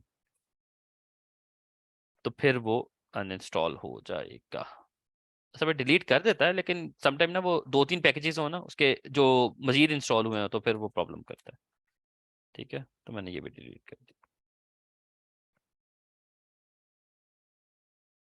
ठीक है, अब मैं इसका स्टेटस देखता हूँ तो आप देखें कुछ नहीं पड़ा हुआ। सही है, तो ये डिलीट करने की कमांड ये भी मैं इसमें लिख देता हूँ कि मैंने डिलीट पैकेजेस। तो उसके लिए आपको क्या करना है, एप्ट पर्ज और पैकेज नेम। ठीक है, जो भी पैकेज का नाम है, और ये भी कर सकते हैं एप्ट रिमूव पैकेज नेम। ठीक है, आप ये दो कमांड से कर सकते हैं। अच्छा एनीवेज, अब हम चलते हैं आगे। अच्छा कुछ चीज़ें थोड़ी सी फाइल्स और डायरेक्टरी स्ट्रक्चर्स को देख लेते हैं, मेरा ख्याल है वो भी इंपॉर्टेंट है, क्योंकि लिनक्स से मैंने कहा इतनी बड़ी चीज़ है कि हर पल कोई ना कोई नई चीज़ जेल में आती जाएगी, क्योंकि कहीं ना कहीं कुछ चीज़ें यूज़ होती रहती है। लेकिन इसमें जो इंपॉर्टेंट चीज़ें हैं वो मैं डिस्कस कर लेता हूँ। हम लोगों ने डेस्कटॉप के अंदर एक फोल्डर बनाया था, याद होगा आप लोगों को, डेवऑप्स के फोल्डर के अंदर मैंने बनाया था। अच्छा देखिए, मैंने जिस तरह जाना था तो मैंने सिर्फ सीडी किया, डेस्कटॉप में गया, डेवऑप्स में गया, और उसके अंदर बैच 06 का ये फोल्डर पड़ा हुआ है, इसके अंदर जाऊंगा, क्लियर करता जाता हूँ स्क्रीन को, और ये दो पड़े हुए हैं लिनक्स के अंदर। मेरा लिनक्स के सारी फाइलें पड़ी हैं, डायरेक्टरीज पड़ी हुई हैं, फाइल्स पड़ी हुई हैं, सारा कुछ हमारा यहाँ पर अवेलेबल है। सो अब हम एक इंपॉर्टेंट चीज डिस्कस करने लगे हैं, और वो है फाइल्स एंड डायरेक्टरी परमिशंस। मैं यहाँ पर इसको नीचे कर देता हूँ, फाइल एंड डायरेक्टरी परमिशंस। ठीक है, फाइल्स एंड डायरेक्टरी परमिशंस बहुत ज्यादा मैटर करती हैं लिनक्स के अंदर। लिनक्स के अंदर जो फाइल्स और डायरेक्टरी का एक स्ट्रक्चर होता है ना, वो इस तरह से काम करता है कि मैंने आप लोगों को बताया था कि जब भी कभी हमारे पास कोई डायरेक्टरी होती है तो हमारी डायरेक्टरी के नाम के साथ जब भी हम उसको ls-l की कमांड यूज करते हैं तो डी लिखा होता है। यहाँ पर देखें डी लिखा हुआ है, तो इट्स मीन दैट के इट्स डायरेक्टरी। ठीक है, और जो भी फाइल होगी तो फाइल के लिए सिर्फ माइनस का साइन लगा होगा, इट्स अ फाइल। ठीक है, आप ये देखें यहाँ पर डी नहीं लिखा होगा, यानी कि इसका मतलब ये कि डी नहीं लिखा होगा तो वो फाइल ही है, और डी लिखा है तो ऑब्वियसली डायरेक्टरी है। ये दो चीजें इंपॉर्टेंट है। अच्छा आगे चलते हैं, ये आगे क्या लिखा हुआ है इसको डिस्कस करते हैं। लिनक्स के अंदर ना तीन चीजें होती है, जो फॉर्मेट होता है वो तीन तरह से होता है, एक दो तीन, एक दो तीन, एक, दो। ये तीन जो ना डिफरेंट चीजों को डिनोट करते हैं, यानी कि दिखाते हैं, यानी कि बताते हैं कि ये तीन डिफरेंट चीजें हैं। जो फर्स्ट थ्री ये चीजें हैं ना, ये होती हैं फॉर द यूजर, ठीक है। जो अगली तीन चीजें होती हैं ये दिखाती हैं ग्रुप को, और जो अगली तीन चीजें होती हैं ना ये दिखाती हैं अदर्स को। मतलब क्या है कि जो यूजर कौन होगा, जिसने, जो इस टाइम लॉगिन है, जो लॉगिन पर्सन है, जो उस फाइल को क्रिएट कर रहा है वो यूजर है। लाइक कि मैं इस टाइम उस्मान है तो वो यूजर है। अच्छा हर जब भी कभी आप यूजर क्रिएट करते हैं ना, जब भी कभी आप यूजर क्रिएट करते हैं तो लिनक्स क्या करता है, आपके नाम से सिर्फ यूजर क्रिएट नहीं करता बल्कि आपके नाम से एक ग्रुप भी क्रिएट करता है। अभी हम लोगों ने डिस्कस नहीं किया यूजर एंड ग्रुप्स को, लेकिन let me show you Linux की थोड़ा सा पीछे जा रहे हैं, मैं आपको यूजर्स और ग्रुप दिखा सकूं कि यूजर्स क्या होते हैं और ग्रुप्स क्या होते हैं।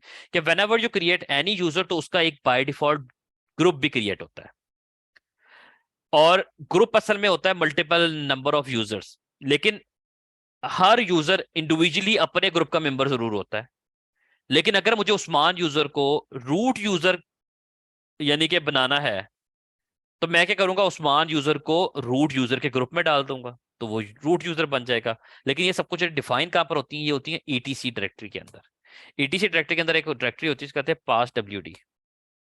यहां पर अगर मैं आपको दिखाऊं तो ये देखें, रूट यूजर यहां बना हुआ है, ये रूट यूजर होता है, ये उसका ग्रुप है, और ये उसकी बाय डिफॉल्ट एक डायरेक्टरी है कि जब भी वो लॉगिन करता है। यहाँ पर बहुत सिस्टम लेवल के बहुत सारे यूजर बाय डिफॉल्ट लिनक्स बनाता है, बहुत सारे यूजर्स, और हर यूजर लॉगिन नहीं होता। एक बात याद रखना, बहुत सारे यूजर्स बनाता है लिनक्स, ये थोड़ा सा एडवांस पार्ट है भाई, कवर करना पड़ेगा, क्योंकि मुझे अगर आप लोगों को ग्रुप समझाने हैं तो मुझे इस तरफ आना पड़ना है।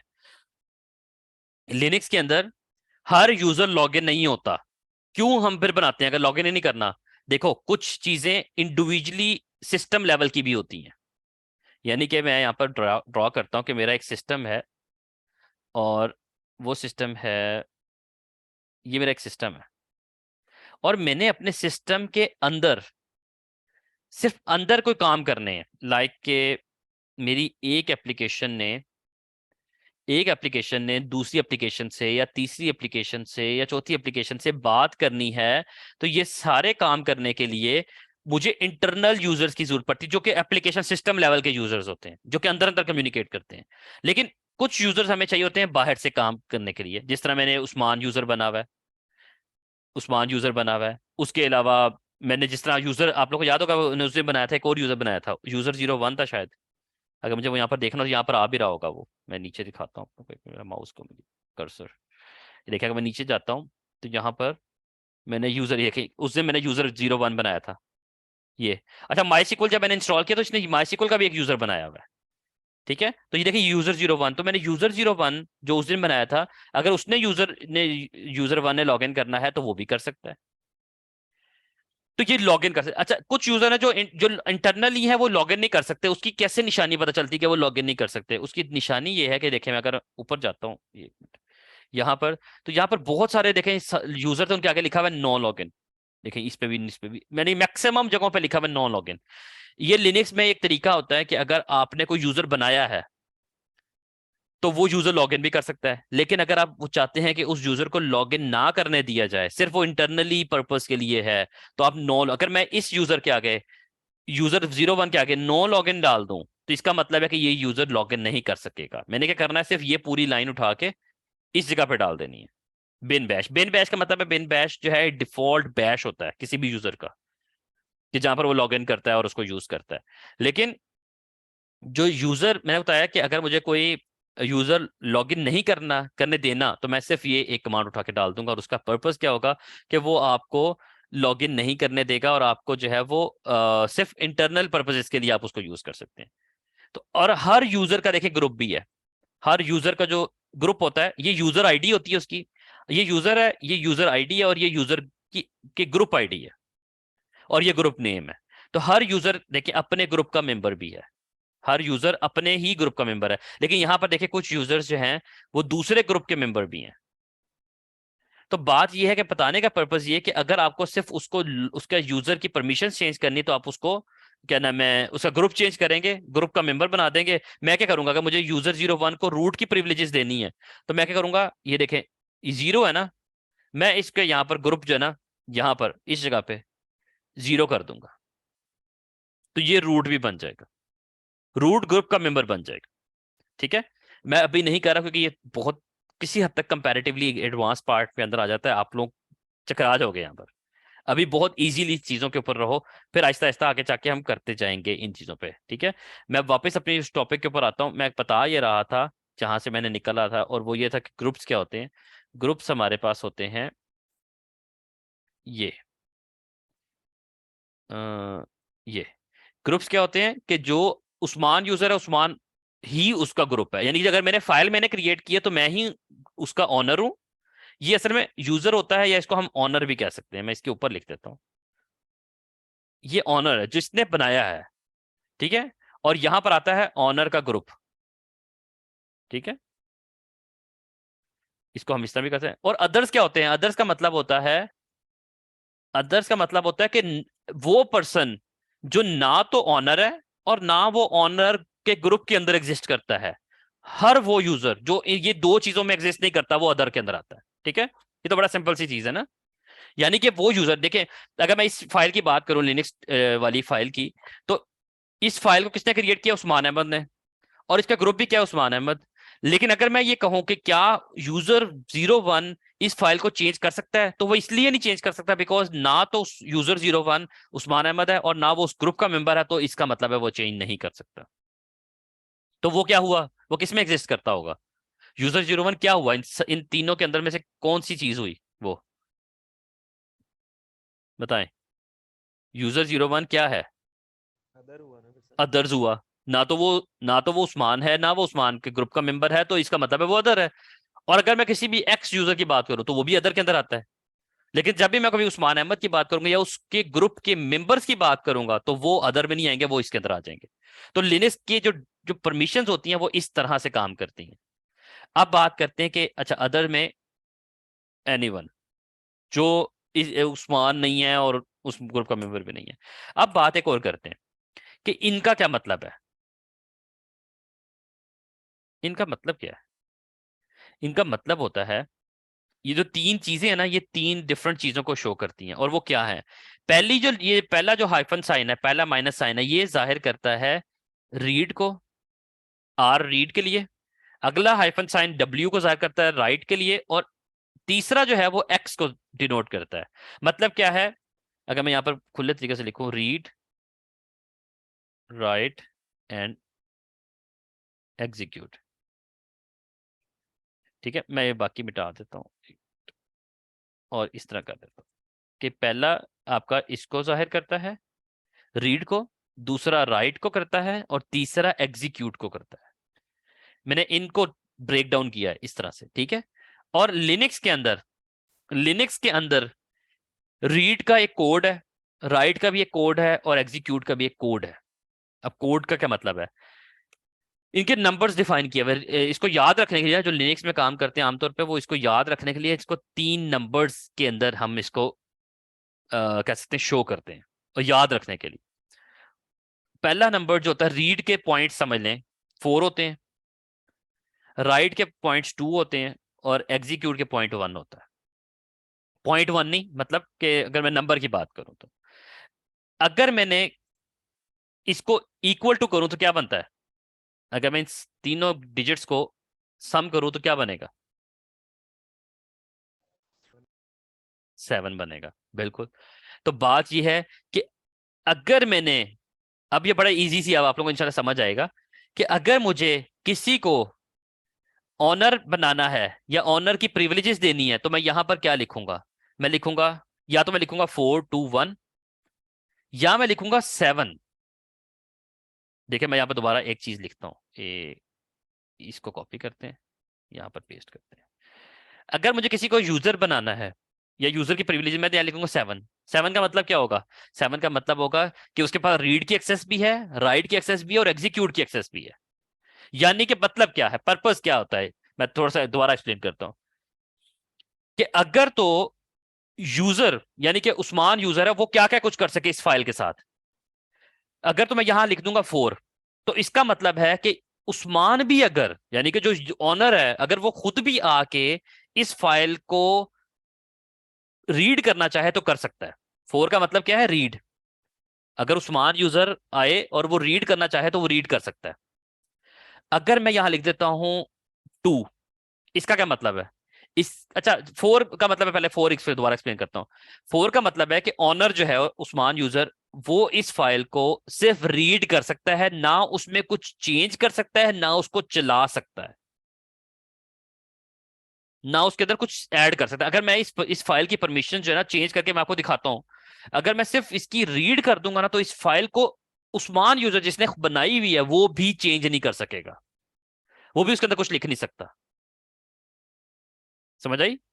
लेकिन अगर मैं इसके लिख देता हूं 2, तो इसका क्या मतलब होगा? कौन बताएगा मुझे कोई, कि उस्मान यूजर क्या क्या कुछ कर सकता है? अब ये सिर्फ इस ऑनर की बात कर रहा हूं, जो राइट कर सकेंगे। सिर्फ वो राइट कर सकता है। परफेक्ट।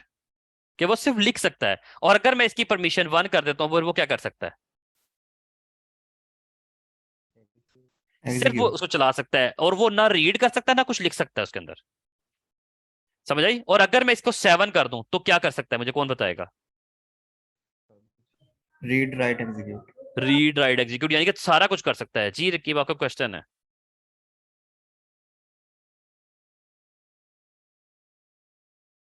लिख के बता दो, अगर अनम्यूट नहीं कर सकते तो यार म्यूट कर लो। आपने हैंड रेस किया हुआ है ना? अच्छा, चलो आप इतने में लिखो, मैं देखता हूँ। तो मतलब क्या है कि ये सब कुछ कर सकता है। अगर 7 इसको किसी को प्रिविलेजेस दे दे, इसका मतलब सब कुछ कर सकता है। तो यूजर की बात करते हैं, तो यूजर में भी यही होता है कि मैं किसी को 4 दे रहा हूँ, तो अब मुझे कौन बताएगा कि क्या क्या कुछ कर सकता है, ये क्या कर सकता है और ये क्या कर सकता है? जी, मुझे बताएं पूरा कि ऑनर क्या कर सकता है और ग्रुप क्या कर सकता है। लेकिन अगर जो ग्रुप में लोग होंगे वो सिर्फ राइट कर सकते होंगे, और सॉरी रीड नहीं, कर रीड सकते कर सकते हैं, रीड। यानी कि जो ऑनर है वो सब कुछ कर सकता है, लेकिन जो ग्रुप के मेंबर्स हैं, जो यानी कि ऑनर नहीं है, यानी कि देखो मैं कहता हूं कि मैंने एक ग्रुप बनाया, डेव ग्रुप बनाया, डेव के नाम से एक ग्रुप बना दिया, सपोज दैट मेरा एक ग्रुप मैंने क्रिएट किया डेव, और उसमें मैंने डाल दिया आप सबको। लेकिन मैं वो बंदा हूं, उस्मान वो बंदा है जिसने ये फाइल क्रिएट की थी, तो मैं इसके लिए इस फाइल के लिए ऑनर हुआ, और आप लोग मेरे ग्रुप के मेंबर हो लेकिन आप ऑनर नहीं हो, यानी आपने क्रिएट तो नहीं की। तो जो मैं हूं, मैं सब कुछ कर सकता हूं, लेकिन आप लोग क्या करोगे? आप ग्रुप के मेंबर, आप लोग सिर्फ रीड कर सकते हो, उसके अंदर कुछ लिख नहीं सकते या उसको एग्जीक्यूट नहीं कर सकते। ठीक है? ऑनर सब कुछ कर सकता है, और अदर्स जो है वो सिर्फ और सिर्फ उसको रीड कर सकते हैं। ये एक परमिशन। अगर मैं किसी के लिए ये लिख दूं, ये, तो अब मुझे बताओ कि क्या होगा। मुझे कंप्लीटली कोई बंदा अनम्यूट करके बताए, बेशक सारों का।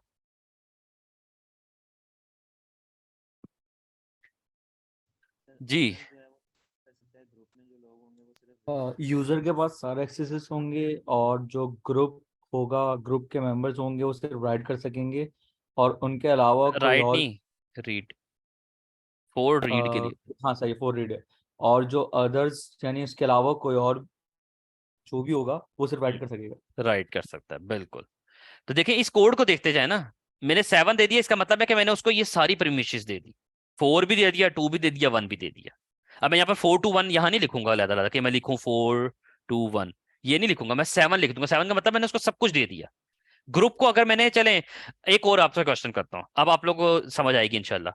मुझे ये बताएं कि अगर मैं किसी को दे देता हूँ 5, अब क्या ग्रुप क्या कर सकता है? चले बल्कि पूरा बताएं कि कौन क्या कर सकता है, सोचे। सर यूजर ग्रुप सब कुछ रीड और एग्जीक्यूट कर सकता है। ग्रुप रीड और एग्जीक्यूट नहीं कर सकता, राइट? हाँ, रीड और एग्जीक्यूट, परफेक्ट, बिल्कुल सही है। हाँ, रीड और एग्जीक्यूट, क्योंकि देखिए 4 और 1 कितने होते हैं? 5। तो मतलब है मैंने रीड भी दे दिया, मैंने एग्जीक्यूट भी दे दिया, मैंने लेकिन राइट नहीं दिया। लेकिन अगर मैं किसी को देता हूँ 6, आप मुझे बताएं कौन क्या कर सकता है? ग्रुप क्या कर रीड सकता राइट। है? रीड राइट कर सकता है। अगर मैं रीड यहां पर दे राइट। देता हूं, अगर मैं यहां दे देता हूँ 5, आप मुझे पूरा बताएं कि क्या कौन क्या कर सकता है?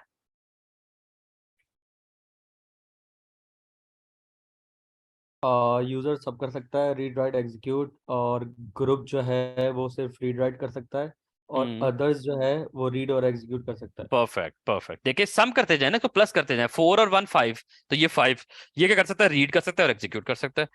6 में क्या होता है? 4 + 2, तो रीड और राइट कर सकता है। 7 में क्या होता है? 4 2 1, मतलब सारा कुछ कर सकता है। अगर मैं किसी की परमिशन ये लिखता हूँ, मैं रैंडमली लिखता हूँ जल्दी से, मुझे बताएं कि कौन क्या कर सकता है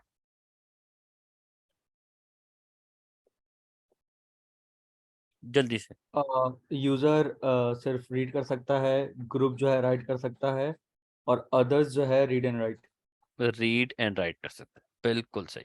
देखिए ना, 4 2 6 यहां पर आ गया, 2 राइट, 4 रीड। अगर मैं किसी के लिए ये लिख देता हूं,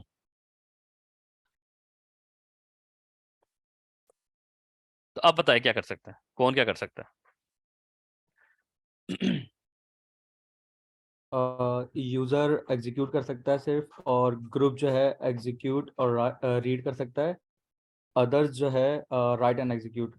बिल्कुल। देखिए ना, 2 1 + 2 1 3 होते हैं, तो यहाँ पर देखिए राइट एंड एग्जीक्यूट। 5 किधर से बनता है? 4 और 1 5, तो ग्रुप हो गया। और 1 क्या है? यूजर, तो यूजर 1 क्या आएगा? सिर्फ एग्जीक्यूट। आपने इस हिसाब से उसको लेके चलना है। अब मैं यहाँ पर ना 2 3 वैल्यूज लिखता हूँ ताकि हम उसको वेरीफाई भी करें कि हम जो कह रहे हैं क्या ये वाकई यहाँ पर होता भी है कि नहीं होता। चलें भाई, आप चेक करना शुरू करते हैं। मैं 3 4 यहाँ पर आप लोग से बल्कि पूछता रहता हूँ साथ साथ, कि आप लोगों ने बताना है कि कौन क्या कर सकता है।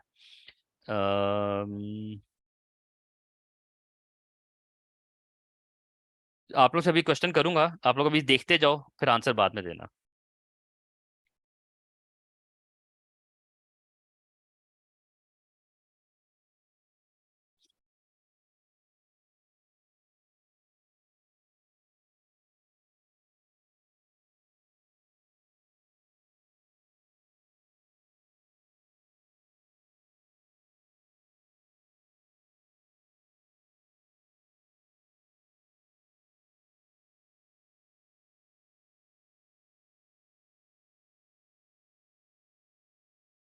चलो जी।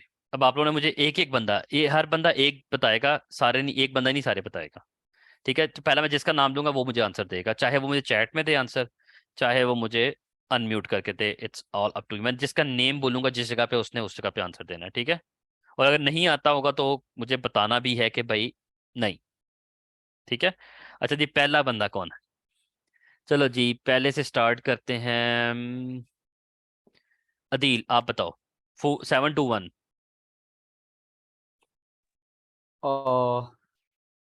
7 to 1 में, अच्छा ये डिफाइन इसी था ना, यूजर ग्रुप और अदर्स। हाँ हाँ, ये यूजर है, ये ग्रुप है, और ये बल्कि यहाँ पे लिख देता हूँ, यू जी और ओ। ठीक है, ये यू जी ओ है, ये सबको, ये यू की बता रहा है, ये जी की बता रहा है, और ये ओ की बता रहा है। ठीक है। यूजर जो है वो रीड राइट एग्जीक्यूट ऑल। कर सकता है, ठीक है। और जो है ग्रुप जो है वो सिर्फ राइट कर सकता है, सही है। और अदर्स जो हैं वो सिर्फ एग्जीक्यूट कर सकते हैं। एग्जीक्यूट कर सकता है, परफेक्ट। अच्छा जी, इरम आप बताओ। अनम्यूट करके बताओ या चैट में बताओ, लेकिन आंसर दो जल्दी से इसी तरह। यूजर जो है उसको ऑल रीड राइट और एग्जीक्यूट की होंगी, और हम्म, जो रीड और राइट की होंगी ये ग्रुप को, और बिल्कुल। जो अदर्स हैं उसमें जो होगा वो सिर्फ आपके पास रीड की होगी। रीड होगी, परफेक्ट परफेक्ट।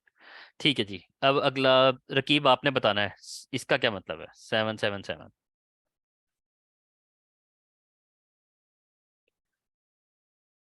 जी, चैट पे बता दो अगर अनम्यूट नहीं करना या अनम्यूट नहीं कर सकते या जो भी है, लेकिन जल्दी जल्दी करो यार। Perfect. All, all and all, all and all, all का मतलब क्या है? चलो चलो, ये भी बता दो साथ चैट पे, क्या है? यानी कि कौन क्या कर सकता है? आई नो कि लिखा हुआ है ऑल, लेकिन क्या कर सकता है?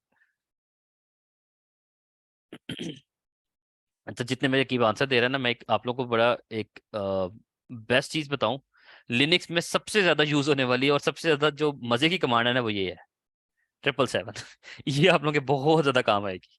जहां आप लोग कभी फंसोगे ना कि यार हमने सब कुछ करके देख लिया, चल नहीं कुछ रहा, आप लोगों ने उठा के ना 777 परमिशन देनी है, और उसके बाद मतलब है कि हाँ बिल्कुल हर बंदा, ऑनर भी, ग्रुप भी और अदर्स भी सब कुछ कर सकते हैं फाइल के साथ, क्योंकि या तो वो ऑनर भी हो या ग्रुप हो या कुछ भी हो तो वो सब कुछ कर सकते हैं। ठीक है जी, अगला अवैस आप बताओ 753।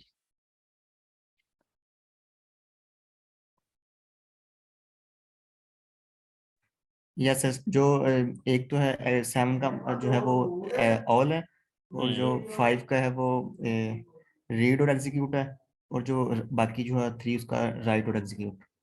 सही है, राइट एंड एग्जीक्यूट, सही है। अच्छा जी। अगला कौन है? नुमान आप बताओ।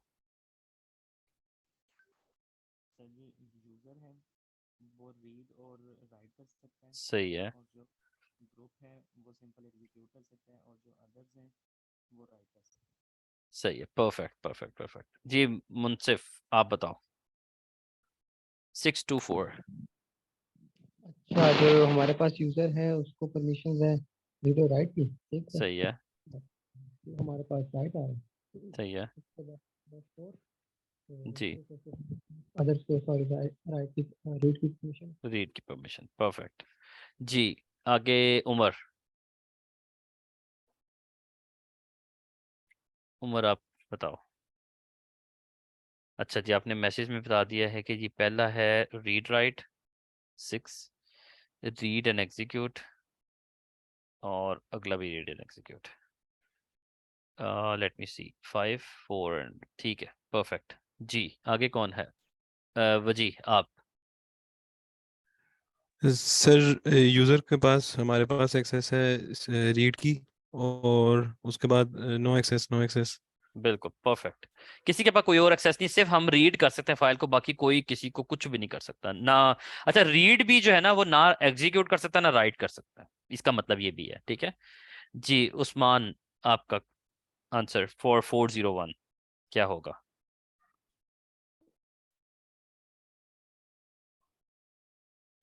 यूजर और, हाँ ठीक है, ठीक है। नहीं, वन है ना एक के पास, रीड 0, और आगे क्या आएगा? Execute, perfect. आर ये इस तरह से आ जाएगा। अच्छा, और आगे कोई बचा नहीं है तो मैं किसी, ये मैं खुद ही बता देता हूँ। रीड में क्या है? रीड के अंदर आ जाएगा आपके पास, पहला रीड आ जाएगा, दूसरा 0 होगा, और तीसरा आ जाएगा राइट। ठीक है, तो आप डब्ल्यू लिख देंगे। अच्छा, अब इनको यहाँ पर इंप्लीमेंट भी करते हैं यार, कि क्या है क्या। चले मैं आप थोड़ी सी स्क्रीन छोटी करता हूँ, इनको साथ रखता हूँ और इनको इम्प्लीमेंट एक करके। क्वेश्चन है जहाँ ये 0 है, फॉर एग्जांपल 400, सही है, तो इसमें फॉर एग्जांपल यूजर के पास रीड के राइट्स थे, सही है, और उसके बाद जो ग्रुप होगा उसका 0 का एक्सेस होगा, इसका मतलब ना वो रीड कर सकता है ना राइट ना एग्जीक्यूट कर बिल्कुल सकता है। बिल्कुल बिल्कुल कुछ भी नहीं कर सकता। यानी कि अगर यूजर देखो, वो लिनक्स कैसे आइडेंटिफाई करता है, अगर अभी चलो मैं आपको करके दिखाता हूँ ना, क्या हम कुछ फाइलें बनाते हैं, ऐसे करते हैं। लिनक्स की जो फाइल है ना, हम इसके ऊपर थोड़ा सा प्रैक्टिस करते हैं। सबसे पहले हम ये वाला कोड इंप्लीमेंट करते हैं 721। अगर मुझे अच्छा 721 इंप्लीमेंट करना है तो करना कैसे है? चले यही कमांड कैसे होती है, अब यहाँ पर तो नहीं कैसे पता चलेगा लिनक्स को कि कैसे करनी है। तो लिनक्स में जो कमांड यूज होती है to change permission, to change permission, उसको कहते हैं इनामा का क्वेश्चन है, अनम्यूट हुए हुए आप। अच्छा, उसकी परमिशन हम इस तरह से मैनेज करते हैं कि हम यहाँ पर लिख देते हैं, वो मैं कमांड लिखता हूँ यहाँ पर ch mod, इसको कहते हैं change mod. Mod is a permission, permission का एक मॉड होता है, उसको अगर आपने चेंज करना है तो ch का मतलब होता है चेंज मॉड। अगर आपको कुछ चेंज करना है तो आप क्या करोगे, ch mod, ये 721 है, मैं यहाँ लिखूंगा 721 और आगे फाइल का नाम, बस इतना सा काम है। अब वो 721 से समझ जाएगा। देखिए चले यहाँ पर देखना, यहाँ पर अभी आपने कोड देखना है, हमने क्या लिखा था, इसका कोड जो बनेगा, चले मैं पहले लिख देता हूँ। इसका कोड ये बनेगा, 7 का क्या बनेगा 421, बल्कि इस तरह लिखते हैं 721 का बनेगा रीड राइट एग्जीक्यूट, और फिर आगे बनेगा 2 का बनेगा खाली माइनस, पहला माइनस ये आर के लिए माइनस छोड़ दिया उसने खाली जगह, और राइट के लिए हम डब्ल्यू डाल देंगे और फिर माइनस एग्जीक्यूट। ये जो दरमियान में माइनस आ रहा है इन सबको अलहदा करने के लिए, ठीक है। इसको ये तीन तीन ये हैं, ठीक है। अब मैं फिर एक और डालूंगा जो कि इनको अलहदा करने के लिए, और फिर उसके बाद वन डालूंगा। तो वन के लिए पहला रीड नहीं है, देखो वन में क्या है, पहला रीड नहीं है तो मैं माइनस डाल दूंगा, राइट भी नहीं है और एग्जीक्यूट है तो मैं इसके लिए एक्स डाल दूंगा। तो हमारा एंड पे जो ना यहाँ पर ये कोड बनना चाहिए, ठीक है। अभी हम देख लेते हैं, लिखेंगे chmod 721 और आगे file name Linux .txt, enter. जब मैं ls-l करूंगा तो ये देखेंगे क्या बना है, rwx wx, यही बन रहा है ना मैंने जो ये लिखा था, ठीक है। तो ये इस तरह से बनता है। अच्छा ये माइनस साइन नहीं लगाया इसलिए हम इसको भी निकाल ही देते हैं, इस तरह से बना है, ठीक है। वो जो मैंने डैश लगा था ना दरमियान में, इनको सेपरेट करने के लिए वो यूज नहीं हो रही। RWS पहले के लिए, पहले तीन, फिर ये तीन और फिर ये तीन, ठीक है। तो इसने देखें वही बना दिया कोड। अच्छा मुझे अगला कोड इंप्लीमेंट करना है, तो यहाँ पर पहले लिखते हैं और उसके बाद वहां पर जाते हैं। अगला कोड क्या बन रहा है जी, 764। 764 का मतलब है 7 में आ गया RWX, 6 के अंदर आ गया 4 and 2 RW, X नहीं होगा, ठीक है। 6 के लिए ये बनता है, और आगे है 4, तो 4 में आएगा R डैश डैश, ठीक है। जहां कुछ नहीं होगा वहां डैश आ जाएगी। तो यहाँ लिखता हूँ chmod, यार एक फाइल का नाम ना चेंज कर, usman.txt कर दे, ताकि ना वो लिनक्स में ना ब्रेक लग रही थी। chmod 764 with the usman.txt, ls-l किया तो देखें क्या बना है, usman.txt rwx rw फिर डैश r डैश डैश, तो यही हमने लिखा था। तब आप लोग समझे कि ये फाइल की परमिशन कैसे चेंज हो रही है, और वैसे ही हो रही है जैसे हम चाह रहे हैं, जैसे हम लोगों ने अभी पढ़ा है और जैसे सीखा है, ठीक है। अब हम आगे चलते हैं कि 777 का मतलब क्या है। 777 का मतलब है RWX, P लगा दो, फिर RWX, फिर RWX, मतलब कि सबके लिए RWX RWX। तो अगर मैं इस फाइल की परमिशन चेंज करूंगा और यहाँ लिखूंगा chmod 777 usman.txt, तो आप देखें यहाँ पर लिखा क्या हुआ है, RWX RWX एंड RWX। समझ आ गए? तो ये आपका तरीका है इधर से। अगर मैं 753 करता हूं तो ऑब्वियसली RWX पहले आएगा, 5 के लिए आ जाएगा R डैश X, 5 हो गया, और 3 के लिए आएगा डैश WX, ठीक है। तो अगर मैं यहाँ पे लिखता हूँ chmod, बाकी आप लोग खुद प्रैक्टिस करें, मैं सारे नहीं लिखता, usman.txt, ठीक है। तो अब देखें क्या आया, RWX पहले के लिए आ गया, फिर R डैश WX, फिर डैश WX, जो भी है वो मतलब वही है। अब मैं आपको एक्चुअल में वर्किंग में दिखाता हूँ ना कि भाई जो मैंने कहा है क्या ये हो भी रहा है कि नहीं हो रहा। तो इसके लिए काम करते हैं, मैं एक और टर्मिनल ओपन करता हूँ जहां पर मैं दूसरा यूजर लॉग इन कर लेता हूँ, न्यू विंडो। अच्छा न्यू विंडो वहां पर भी ओपन हो जाती है वैसे, चलो यहीं से कर लेते हैं। मैं चाह रहा था कि ना आगे चलें, लेकिन चलो जी अब हम चेक भी करते हैं साथ साथ। इसको थोड़ा सा छोटा कर लेते हैं, वहां से इम्प्लीमेंट करेंगे, यहाँ से चेक करते जाएंगे, ठीक है। इम्प्लीमेंट क्या करना है, हमें सबसे पहले मैंने एक फाइल की परमिशन चेंज करता हूँ, और मैं इस फाइल की परमिशन करता हूँ कि सिर्फ इस फाइल को मैं एक्सेस कर सकूं, बाकी कोई ना कर सके। वो हम कैसे करेंगे, हम लिखेंगे chmod 700 उस्मान। इसका क्या मतलब है, 700 का क्या मतलब है, कौन बताएगा मुझे? उस्मान की फाइल को क्या कर सकता है, कौन क्या कर सकता है, कौन बताएगा? सिर्फ यूजर के पास सारा एक्सेस हो, बाकी किसी के पास ना हो। बिल्कुल बिल्कुल, सिर्फ यूजर। अच्छा आप लोग का समटाइम दो बंदे आंसर दे रहे होते हैं, लेकिन दोनों के अच्छी बात है, आप लोग आंसर देने की कोशिश किया करो। सिर्फ यूजर कर सकता है, ना ग्रुप कोई कर सकता है, ना कोई अदर कर सकता है। चलें उस्मान यूजर है तो उस्मान के वकॉल के मैं सब कुछ कर सकता हूँ, तो चलें लेट्स सी क्या कर सकता है।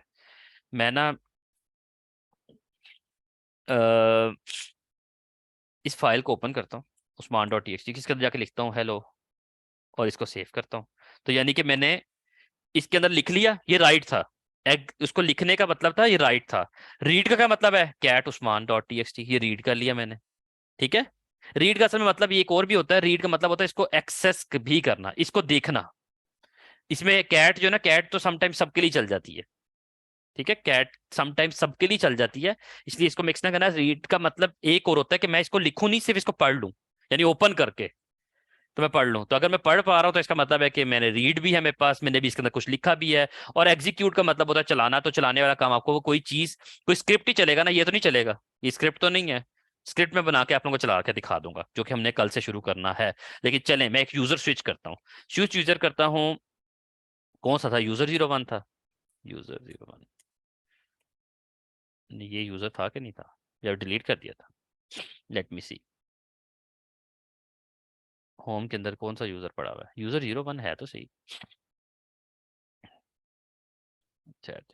स्विच यूजर, यूजर 01, हाँ ये है। पासवर्ड क्या था इसका? ये। ठीक है, मैं देखिए स्विच कर गया हूँ। अब मैं काम करता हूँ, मैं जाता हूँ डेस्कटॉप पे, डेस्कटॉप पे जाऊंगा, रूट पे जाऊंगा, cd डेस्कटॉप, क्या यार, एक मिनट। अच्छा, मुझे रूट पे जाना पड़ेगा पहले, मैं जाऊंगा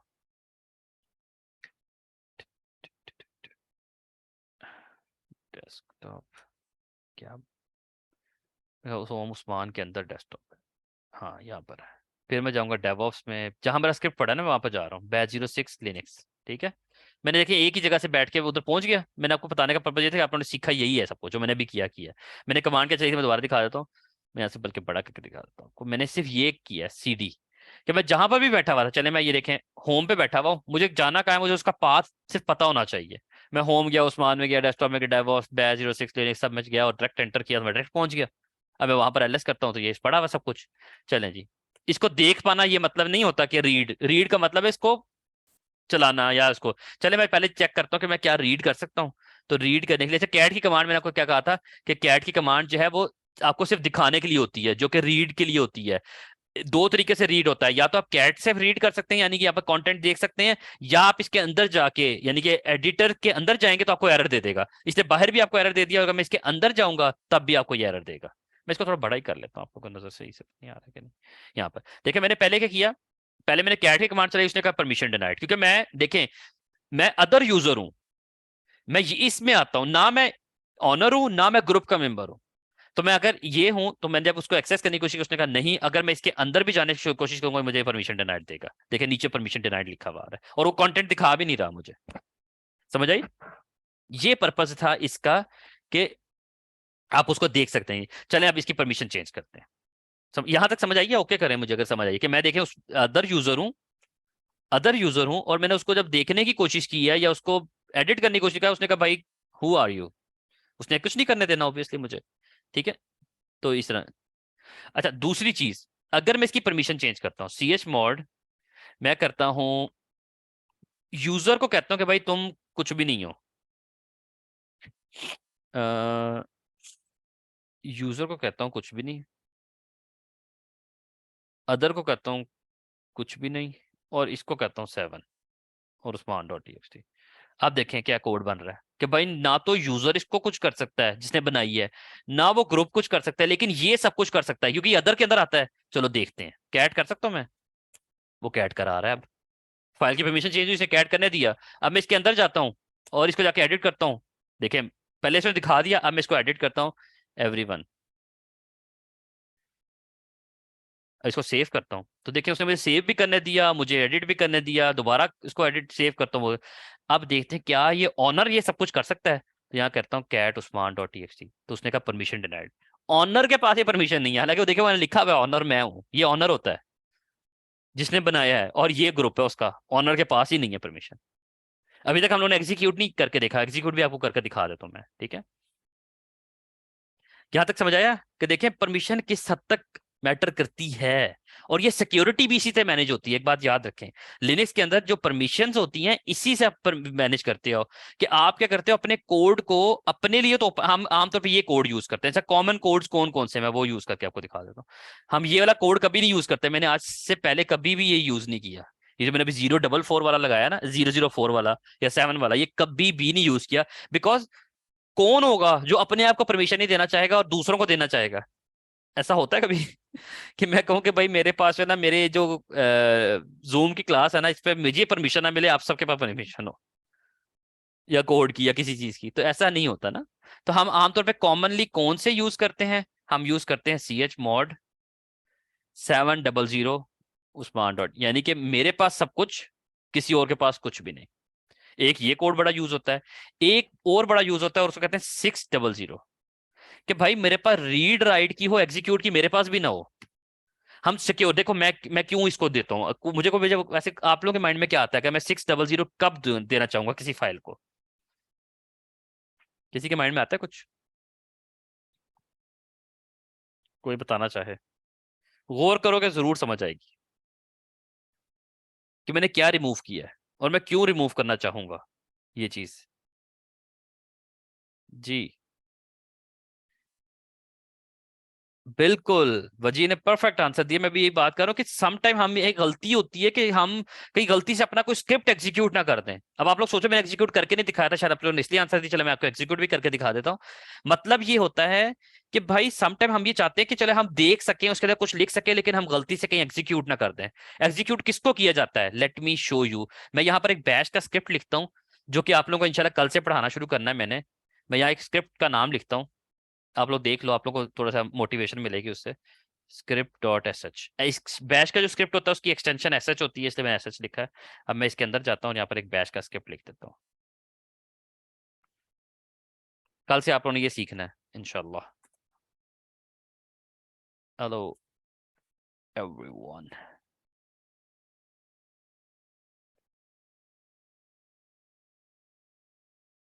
ठीक है, ये मैंने डाल दिया, मैंने इसको सेव किया। ये बैश का स्क्रिप्ट है, इसको सेव किया, इसकी परमिशन देखी, ये स्क्रिप्ट है ना, इसकी परमिशन जो है वो ये है। चलो इसकी परमिशन करते हैं ch mod 600 script dot S H, enter. ये देखिए इसकी परमिशन क्या है। चलो एक काम करते हैं, मैं आपको ज़्यादा रशी हो रहा है, यहाँ स्क्रिप्ट का एक फोल्डर बनाते हैं, mkdir स्क्रिप्ट्स। इसको मूव कर लेते हैं स्क्रिप्ट्स को स्क्रिप्ट्स के अंदर। स्क्रिप्ट्स के अंदर गया मैं, एक मिनट, मैंने क्या गलती की है? अच्छा सॉरी सॉरी, ये गलती हुई है।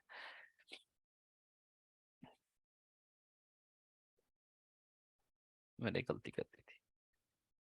अच्छा, मैंने मूव करना है स्क्रिप्ट डॉट एस एस को स्क्रिप्ट्स के अंदर, वो इसलिए गलती हुई थी। उसने उसको ना एस नहीं लिया ना ऊपर, देखिए मैंने एस नहीं दिया, तो वो समझा मैं रीनेम करना चाह रहा हूँ, उसने रीनेम कर दिया।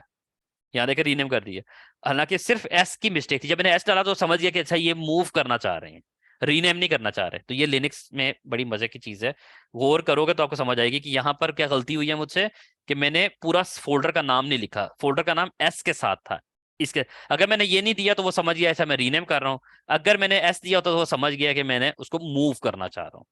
तो ये मैंने क्लियर किया। अब मैं स्क्रिप्ट्स के फोल्डर में जाता हूँ और यहाँ पर जाके स्क्रिप्ट को, अब देखिए इसकी परमिशन चेक करें। मेरी परमिशन क्या दी हुई है कि यूजर के पास भी सिर्फ रीड करने की परमिशन है और उसको राइट करने की परमिशन है, एग्जीक्यूट यानी चलाने की परमिशन नहीं है। चलो जी, चलाना कैसे होता है लिनक्स के अंदर ये भी आप लोग कल सीखोगे, लेकिन मैं अभी एक्सप्लेन नहीं कर रहा, जस्ट इसको एग्जीक्यूट करना चाह रहा हूँ।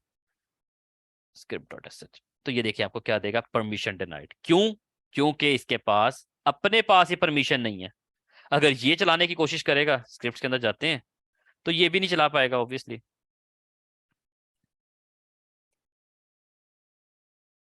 तो ये भी नहीं चला पाया, सही है। अब हम इसको देते हैं परमिशन। परमिशन कैसे देनी है? चलो आप में से कोई बताया मुझे परमिशन। मुझे सिर्फ यूजर को परमिशन देनी है भाई, इस स्क्रिप्ट की सिर्फ और सिर्फ एग्जीक्यूशन की परमिशन देनी है, ये भी याद रखो। अब सिर्फ यूजर को एग्जीक्यूशन की और किसी चीज की किसी को परमिशन नहीं देनी, ना यूजर को। वन, सही है, परफेक्ट। ch mod 1 100 नहीं होगा, 001 होता है। नहीं सॉरी, 100 ही है, मेरी गलती। ठीक है, इसको देखें, अब देखें सिर्फ एग्जीक्यूशन की परमिशन है। ठीक है, तो मैं क्या करूंगा, अच्छा देखें कलर भी चेंज हो गया है। अब मैं देखें यहाँ पर आऊंगा, अच्छा यहाँ पर आपको दिखाता हूँ, ये देखें ये भी कलर चेंज हो गया, यहाँ पर परमिशन यही आ रही है। मैं इसको एग्जीक्यूट करता हूँ, बाकी यहाँ से पहले करता हूँ execute script dot S H, permission denied. ठीक है, लेकिन जब यूजर करेगा इसको एग्जीक्यूट, तो ये, अरे ये क्या था, एक मिनट,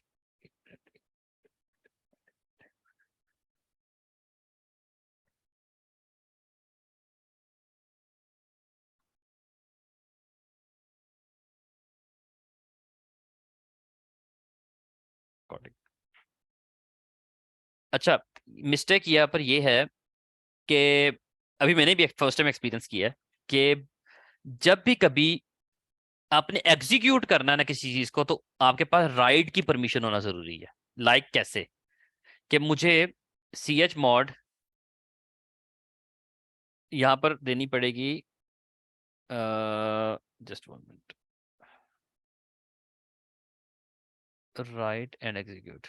राइट एंड एग्जीक्यूट तो 3 होता है, मैं कहा रीड की होती है शायद, हाँ रीड और एग्जीक्यूट की चाहिए होती है। रीड और एग्जीक्यूट में क्या बनेगा, 4 and 1 5, 500 और आगे स्क्रिप्ट, यानी कि रीड और एग्जीक्यूट की, रीड और एग्जीक्यूट की, क्योंकि पढ़ेगा तो एग्जीक्यूट करेगा ना शायद, ऑब्वियसली शायद यही पर्पज है उसका कि वो उसको रीड नहीं कर पा रहा तो एग्जीक्यूट कैसे करेगा। तो अब मैं इसको एग्जीक्यूट करता हूँ स्क्रिप्ट को, तो अब देखें वो आपको दे रहा है हेलो एवरीवन। जो इसके अंदर स्क्रिप्ट लिखा हुआ है उसने उसको एग्जीक्यूट किया है। ये स्क्रिप्ट क्या लिखा हुआ था, वो ये था, स्क्रिप्ट पूरा लिखा हुआ है हम लोगों ने, एको की स्टेटमेंट होती है, लेकिन इसने आउटपुट किया। ये प्रिंट की स्टेटमेंट होती है, अगर लिनक्स में हमने प्रिंट करना तो हम ऐसे करते हैं, इंशाल्लाह कल हम लोग यही सारा कुछ करेंगे। तो ये है, तो हमने यहाँ पर क्या किया, हमने एग्जीक्यूट किया है और उसने एग्जीक्यूट करके हमें रिजल्ट दे दिया। लेकिन चलो अब यहाँ पर एग्जीक्यूट हो रहा है, मैं यहाँ पर इसको एलएस करता हूँ, ना तो मैं ग्रुप का मेंबर हूँ ना मैं ऑनर हूँ, तो अगर मैं इसको एग्जीक्यूट करता हूँ .sh तो ये मुझे दे रहा है परमिशन डिनाइड, लेकिन यहाँ पर ये एग्जीक्यूट कर पा रहा। समझ आई? किसी भी चीज को एग्जीक्यूट करने का तरीका ये, लेकिन ये अच्छी चीज मुझे एक्सपीरियंस हुई है कि हमें रीड, क्योंकि वो पढ़ेगा तो रीड यानी कि एग्जीक्यूट करेगा, अगर उसको उसको कुछ कंटेंट नजर ही नहीं आ रहा तो उसको एग्जीक्यूट क्या करेगा। तो ये पर्पज है उसका। समझ आई? समझ आई सबको? अब आपको 2 चीजें और बतानी है मैंने। 2 चीजों में एक चीज ये है कि हमें एक डायरेक्टरी की परमिशन कैसे चाहिए। अभी तो मैंने फाइल की दिखा दी, अच्छा चले मैं इसको यहाँ से भी एग्जीक्यूट करा के दिखा देता हूँ आपको। मुझे वहां से एग्जीक्यूट कराना है, तो मैं क्या करूंगा, chmod 777, this is the worst permission. लेकिन मैं ऑनेस्टली बताऊं, मैं भी एज अ एक्सपीरियंस पर्सन होते हुए भी, हम बहुत सारी जगहों पे इन रोलों में ये जो परमिशन डिनाइड का एरर है ना, इससे जल्दी जल्दी बचने के लिए ना हम उठा के 777 करते हैं अपने कोड को और चला देते हैं। This is very worst thing, क्योंकि इसका पर्पस ये कि कोई भी यूजर तो चलो ठीक है, ग्रुप भी चलो ठीक है, यानी कि अगर कोई हैकर भी अगर आपके सिस्टम में आके स्क्रिप्ट को चलाना चाहे तो वो आके चला देगा, इसका ये पर्पस है। तो अब देखें, मैं यहां से भी चला लेता हूँ और यहां से भी चला लेता हूँ, तो पर्पस क्या है कि अदर कोई भी हो, कोई भी किसी नाम से यूजर आया उसको को भाई चला दो, तुम चलाने दो, मुझे चलाने देगा। समझ आ गई? तो ये बुरी चीज है, इट्स दिस इज बैड। अब हम क्या करते हैं, आपको डायरेक्टरी की परमिशन दिखा देता हूँ। डायरेक्टरी की परमिशन कैसे होगी, चले मैं एक स्टेप पीछे आया, यहाँ पर एक बना लेता हूँ परमिशंस के नाम से डायरेक्टरी, या चले रहने देते हैं परमिशंस के नाम से। ये डायरेक्टरी है, इसकी परमिशन भी अगर मैं चेंज करनी तो ऐसी चेंज करूंगा। अच्छा, डायरेक्टरी की परमिशन से अंदर पड़ी हुई सारी फाइल्स की परमिशन भी चेंज हो जाती है, एक बात याद रखना। यानी कि अगर डायरेक्टरी की जो परमिशंस होती हैं, अगर मैं डायरेक्टरी की परमिशन चेंज कर रहा हूं, मैंने किसी एक डायरेक्टरी बनाई हुई है, सपोज दैट कि मेरे पास एक एग्जांपल जो डायरेक्टरी है, एक डायरेक्टरी है उसका नाम है dir1, और इस डायरेक्टरी के अंदर 3 फाइलें पड़ी हुई है, file1, file2 एंड file3। तो अगर मुझे इन सारी फाइलों की भी परमिशन चेंज करनी है तो मैं वो भी कर सकता हूँ लिनक्स के अंदर। वो कैसे, वो मैं आपको दिखाता हूँ। डायरेक्टरी 1 के अंदर जाता हूँ, इसके अंदर क्या पड़ा हुआ है देख लेते हैं। इसके अंदर फाइलें काफी सारी पड़ी हुई और डिफरेंट परमिशंस के साथ पड़ी हुई। अगर मुझे, और इसके अंदर अगर कोई और डायरेक्टरी है और उसके अंदर भी फाइलें पड़ी हुई, जैसा डॉकर है, डॉकर के अंदर भी कोई फाइल पड़ी होती, चले मैं वो बनाता हूँ उसके अंदर भी एक फाइल, यहाँ पर भी बना देता हूँ file1। तो अब क्या है, यहाँ पर भी कुछ परमिशन है, देखें डायरेक्टरी 1 के अंदर भी कुछ फाइलें पड़ी हुई हैं और एक डायरेक्टरी है, और डायरेक्टरी के अंदर भी एक फाइल पड़ी हुई है जिसका नाम है file1। तो अगर मैं सारी अंदर तक सारी परमिशन चेंज करनी तो मैं एक स्टेप पीछे आऊंगा। देखिए मैं एक स्टेप पीछे आके यहाँ करूंगा chmod -r। डायरेक्टरी की परमिशन अगर आपको पूरी अंदर तक चेंज, अगर सिर्फ डायरेक्टरी की करनी तो फिर आप r नहीं लगाएंगे। अगर आपको अंदर तक सारी फाइलों और उसके अंदर पड़ी हुई फाइलों और डायरेक्टरीज और उसके अंदर पड़ी हुई डायरेक्टरीज की भी चेंज करनी है तो मैं यहाँ लिखूंगा -r, अच्छा chmod -r 777, यानी कि सब कुछ चेंज कर दो डायरेक्टरी 1 का, और एंटर करूंगा तो अब आप देखें इसका कलर भी चेंज हो गया और इसकी देखिए परमिशन भी कहाँ गई, rwx rwx rwx, देखिए यहाँ पर पहले नहीं थी। अच्छा इसके अंदर जाते हैं, डायरेक्टरी 1 के अंदर जितनी भी चीजें हैं उन सबके कलर भी चेंज हो गए हैं, और सबके अंदर देखें RWX RWX हर जगह पे। और इस डॉकर के अंदर भी जाके जब करूंगा तो इसके अंदर भी जो है वो RWX। तो मतलब ये कि अगर अंदर तक परमिशन चेंज करनी तो इस तरह करनी है, और अगर आपको सिर्फ ऊपर लेवल पे करनी है सिर्फ डायरेक्टरी की, तो आप यहाँ लिखें chmod 600 डायरेक्टरी 1। तो अब क्या होगा, इसकी परमिशन चेंज हो गई, लेकिन इसके अंदर पड़ी हुई फाइलों की परमिशंस, सिर्फ डायरेक्टरीज की चेंज हुई, फाइलों की चेंज नहीं हुई। ये देखें, अच्छा सॉरी इसमें नहीं चेंज होगी, इसमें चेंज होगी यार ये। अच्छा हाँ वो सॉरी, वो परमिशन ये दी ना मैं भी कहूँ क्या मसला क्या हो रहा है, उसके अंदर जाने भी नहीं दे रहा, क्योंकि वो परमिशन बड़ी कम है ना, राइट की परमिशन नहीं है ना मेरे पास, मैं अंदर जा ही नहीं सकता। डायरेक्टरी में ये होता है कि डायरेक्टरी के अंदर जाने के लिए का मतलब है कि मैं उसके एग्जीक्यूट कर रहा हूँ।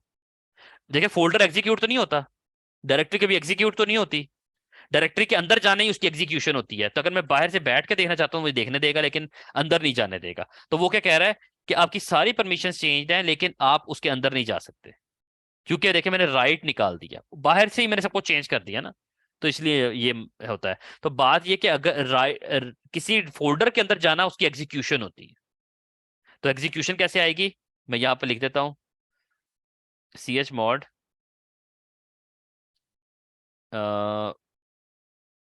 601।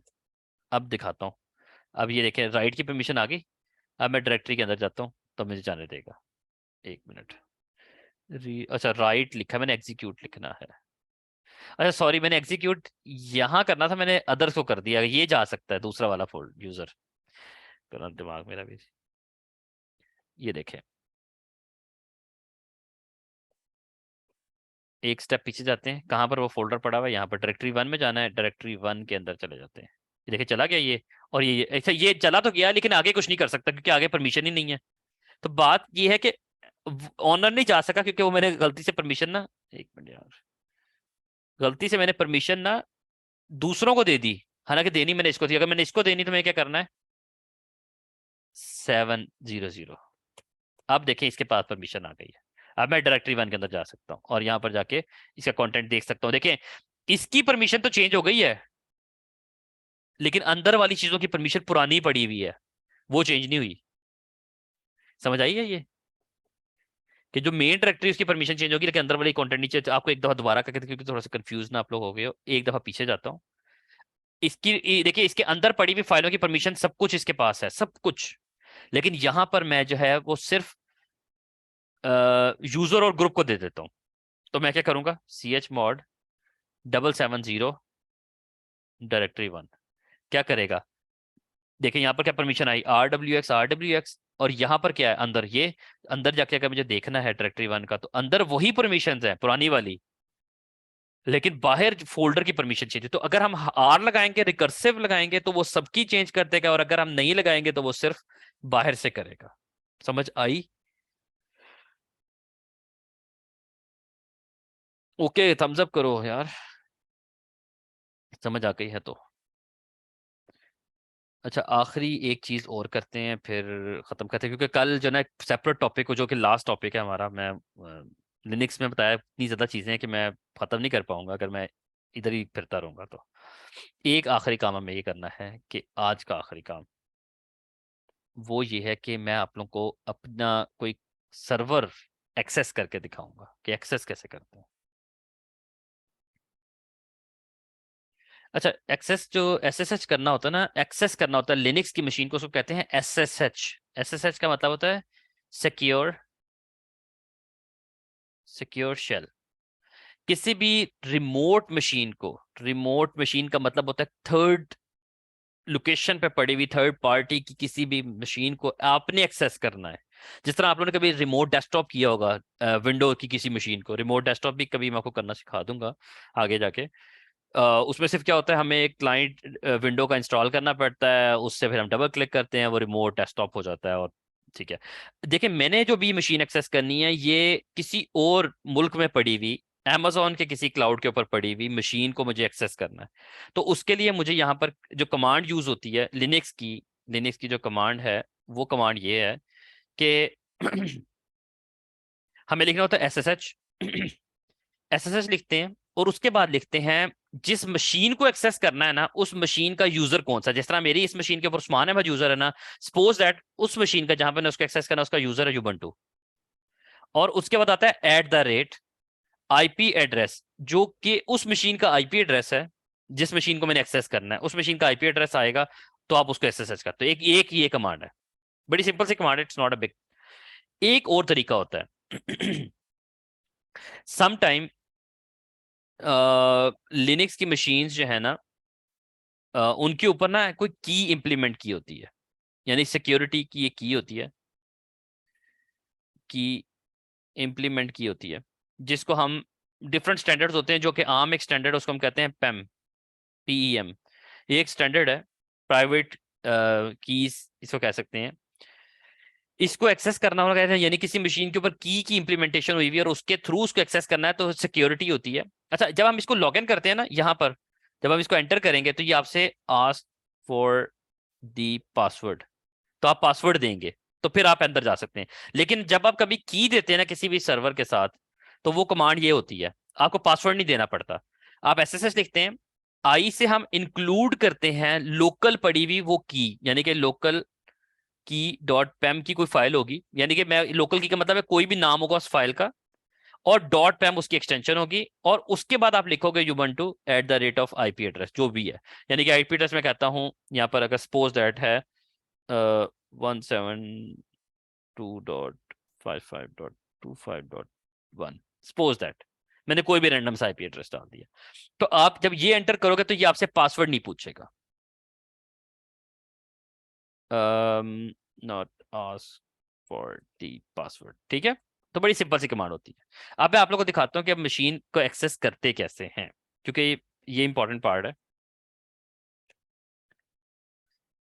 ओके, फाइनली मैंने डिसाइड ये किया है कि मैं आप लोगों को ना एक EC2 इंस्टेंस, यानी एक पूरी लिनक्स मशीन क्लाउड पे चला के उसको एक्सेस करके SSH करके दिखा देता हूँ ताकि आप लोगों के ना कॉन्सेप्ट्स, बेशक क्लाउड कंप्यूटिंग में समझ आती है नहीं आती, because this is not the AWS course, तो इसलिए मैं ये इसको एक्सप्लेन नहीं करूंगा यहाँ पर, सिर्फ ये बताता जाऊंगा कि क्या कर रहा हूँ ये अगर हमें कभी क्लाउड कंप्यूटिंग पे कुछ सर्वर चलाना हो तो हम यहाँ से चला सकते हैं। मैं यहाँ लिख देता हूँ उस्मान, उस्मान नहीं लिखता यार, ये क्लिक तो करने थे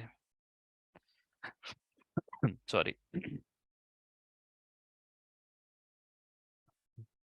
मेरी आवाज़ आप लोग को आ रही है? मुझे लगता है इंटरनेट शायद स्लो हुआ है। आ रही है बात सर? अच्छा,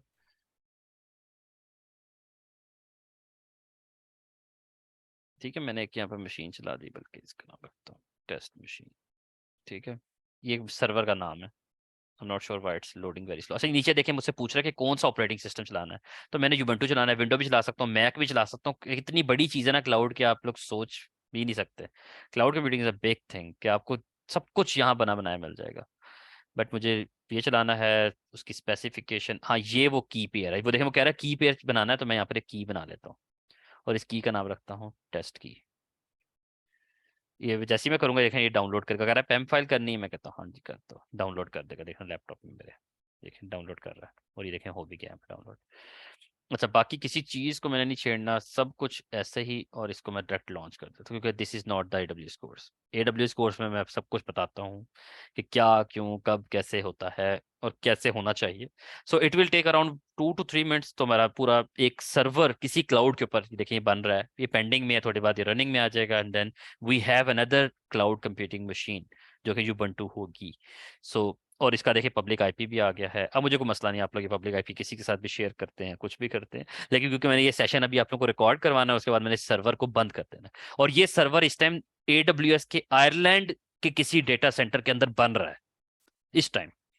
आयरलैंड, मेरे पास बहुत सारी ऑप्शन है, मैं दुनिया की किसी भी जगह पे चला सकता हूँ। AWS बिग थिंग, यहाँ पर देखें सारी दुनिया के सारे रीजन्स आ रहे हैं जहाँ पर मैं चलाना चाहूँ, तो मैं वहाँ चला सकता हूँ। मैं फ्रैंकफर्ट में चला सकता हूँ, आयरलैंड, लंदन, पेरिस, स्टॉकहोम, कहीं भी चलाना है तो I can do that.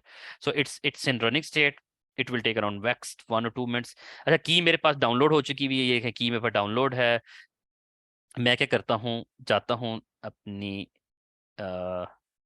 Terminal पे, और जहाँ पर ये डाउनलोड हुई है की, वहीं पर ही इसको हम टर्मिनल ओपन कर लेते हैं। सो मैं यहाँ से इसकी डाउनलोड फोल्डर ओपन करता हूँ, ये वाला पड़ा हुआ है, इसको मैं राइट क्लिक करके टर्मिनल यहीं पर ओपन कर लेता हूँ। और अब आप लोगों को यहाँ से मैं दिखाता हूँ कि कैसे करना है इस सर्वर को एक्सेस। मेरे पास की कहाँ पड़ी हुई है, बाकी यहीं पर कहीं पड़ी होगी नीचे। एक मिनट,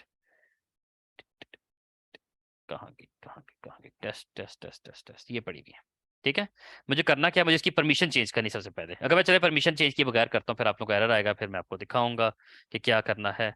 सो मैं यहाँ पर जाता हूँ और यहाँ लिखता हूँ SSH-I, वो की का नाम टेस्ट की, और आगे Ubuntu @ public IP address of my machine, जो कि मैंने अभी कॉपी किया था AWS क्लाउड से। एंटर करता हूँ, यस करूंगा। मुझे एरर दिया है क्योंकि वो कहता है परमिशन नहीं सही। मैं परमिशन चेंज करूंगा, ch mod, मुझे पता है इसकी परमिशन रखनी होती है 400, तो मैं इसकी परमिशन चेंज करूंगा टेस्ट की। एंड देखें इसकी परमिशन चेंज हो गई। देखिए सिर्फ 400 रीड की परमिशन है। अब मैं जाके वो कमांड एंटर करूंगा SSH-I, अब देखना आप लोग टर्मिनल पूरा चेंज हो जाएगा। ये मेरे लैपटॉप से निकल के आयरलैंड में बनी हुई जिस सर्वर के अंदर ये घुस जाएगा। एंटर करता हूँ और अच्छा हाँ, ये क्यों नहीं घुसा, ये बल्कि चला गया, इसकी एक रीजन थी। अगर ये थोड़ा टाइम लेता तो इसकी सिक्योरिटी होती है, वो शायद इंप्लीमेंट करनी होती है कि आपको ये जाने दे ना दे, वो क्लाउड के ऊपर सेट करनी होती है। तो बाय डिफॉल्ट वो अच्छी चीज़ है कि वो अलाउ था तो मैं चला गया हूँ, अगर वो अलाउ ना होता तो मैं कभी भी ना जा सकता। एनीवेज देखें, पहले मैं अपने लैपटॉप, ये मेरा लैपटॉप था, यहां से लेके यहां तक मेरा लैपटॉप था, लेकिन अब मैं AWS की मशीन के अंदर बैठा हुआ हूँ। ये जो सर्वर है ना, इस सर्वर के अंदर मैं बैठ के मैं आ गया हूँ। आपको पता कैसे चलेगा, इसका प्राइवेट IP एड्रेस आपको दिखाता हूँ। इसका प्राइवेट IP एड्रेस है 172.31.32.198। ये देखें क्या लिखा है, 172.31.32.198, ये इसका प्राइवेट IP एड्रेस है। मैं इस टाइम इसके अंदर बैठा हूँ। अगर मैं इसके अंदर जाके ऐप अपडेट करूंगा, ये पूरा पैकेज सूटो कह रहा है परमिशन डिनाइड। मैं यहाँ पर आपको वेब पे चला कर दिखा देता हूँ कि आपको अपाची कैसे चलाना है with in 1 or 2 minutes। But मैं एक्सप्लेन नहीं करूंगा बिकॉज आप लोग को एक्सप्लेन मैं लास्ट टाइम कर चुका हूँ। तो अगर मुझे यहाँ पर भी अपाची चलाना है तो मुझे कैसे चलाना है, बट आपको ये बताना था असल कि एक्सेस कैसे करते हैं। अब ये मेरा लैपटॉप नहीं है, ये बात या बस याद रखना, this is not my laptop. ये एक आयरलैंड में बनी हुई एक सर्वर है जिसको मैं एक्सेस किया हुआ है। ठीक है, यहाँ लिखूंगा एप्ट इंस्टॉल अपाची 2। अच्छा, इसके साथ -y लगा दो तो वो पूछेगा ही नहीं, वो डायरेक्ट आगे चला जाएगा। वो आर यू श्योर श्योर नहीं पूछेगा, डायरेक्ट आगे जाके इंस्टॉल कर देगा। And when ever its ready, तो आप लोग को एक चीज दिखा देता हूँ। देखिए अब यहाँ स्पीड भी तेज है क्योंकि ये ओब्वियसली मेरा इंटरनेट नहीं है, ये आयरलैंड का जो AWS का इंटरनेट है, not mine. System CTL status, देखिए कमांड्स वही है। असल जो मजे की चीज बताने वाली कि भाई जो हम सीख के आए ये वही सर्वर पे चल रहा है। ये वो सर्वर है जो कि एक्चुअल में हमने आप लोगों ने आगे डेवऑप्स इंजीनियर ने मैनेज करने होते हैं, जिन्होंने काम करने होते हैं। तो कमांड्स तो देखो हमने सीख ली, ये वहां पर भी ये यूज हो रही हैं। अब देखिए मैं क्या करूंगा, सिंपली जाऊंगा ब्राउजर पे, अपने एक सर्वर का पब्लिक IP कॉपी करूंगा, यहाँ पर पेस्ट करूंगा, और ये नहीं चलेगा। इसकी रीजन ये है कि यहाँ पर सिक्योरिटी होती है, और सिक्योरिटी मैं चेंज करूंगा। सिक्योरिटी ये मैं नहीं एक्सप्लेन करूंगा कि यार ये कैसे करना है क्या करना है। एक पोर्ट होती है वो अलाउ करनी पड़ती है, अदरवाइज ये नहीं जाएगा। देखिए अभी ये नहीं जा रहा, ये घूमता रहेगा इधर ही। लेकिन सर आपने तो SSH भी नहीं अलाउ किया था, फिर वो आप कैसे चले गए? यार वो देखें यहाँ पर ना SSH बाय डिफॉल्ट ये अलाउ कर, AWS ने बहुत अच्छा अच्छा चेंजेस करता ठीक है, है। AWS बाय डिफॉल्ट अलाउ कर देता है अब।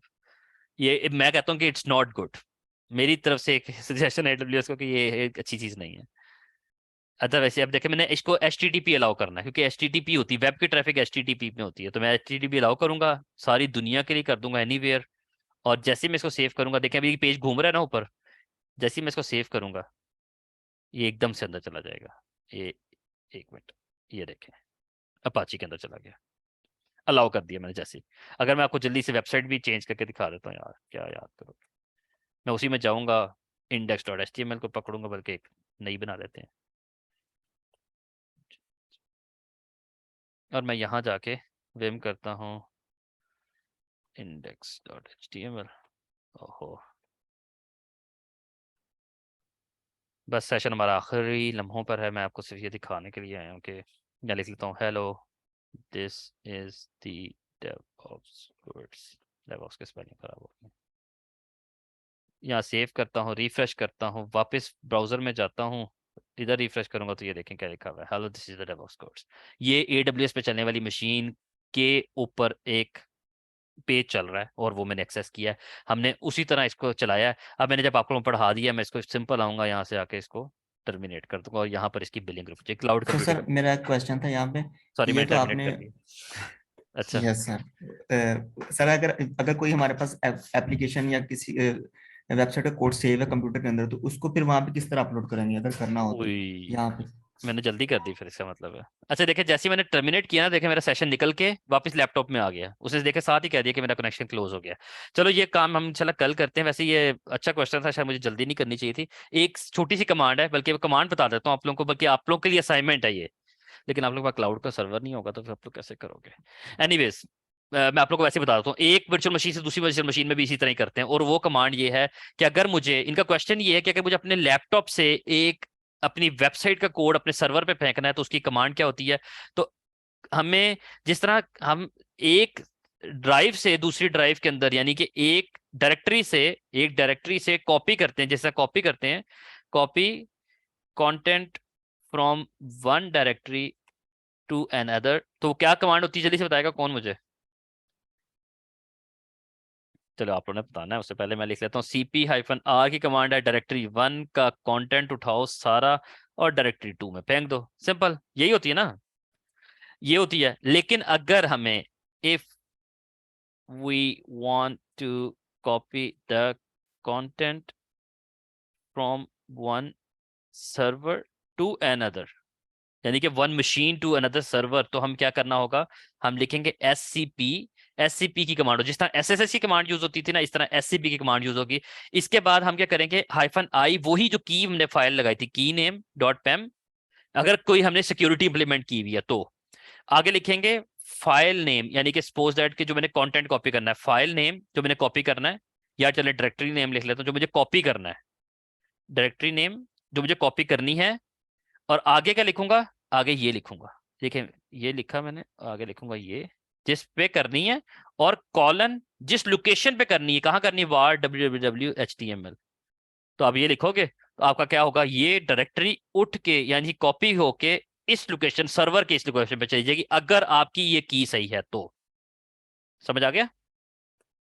बस यस सर, ठीक है। तो ये कमांड होती है।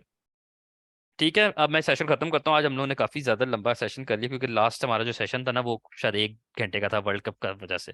But now we are good to go. अब हम लोग क्या करेंगे, इंशाल्लाह कल हमारा लास्ट सेशन है लिनक्स का, जिसमें हम बैश स्क्रिप्टिंग पढ़ेंगे। मैंने बताया Linux is a big thing, कि अगर मैं लिनक्स में डिफरेंट चीजों पर चाहता जाऊँ तो शायद मैं खत्म ही ना हो कोर्स कॉन्टेंट। तो आप लोगों ने बस ये है कि यहाँ तक प्रैक्टिस अच्छे से करनी है। आप लोगों ने किसी किस्म का कोई क्यूरी हो, कोई स्टक हो, आप लोग मुझसे या मेरी टीम से कंसल्ट कर सकते हो। और जो भी है कांटेक्ट करना है, ऑब्वियसली मेरे कांटेक्ट इन्फॉर्मेशन पे आप मुझे कांटेक्ट कर सकते हो। Thank you so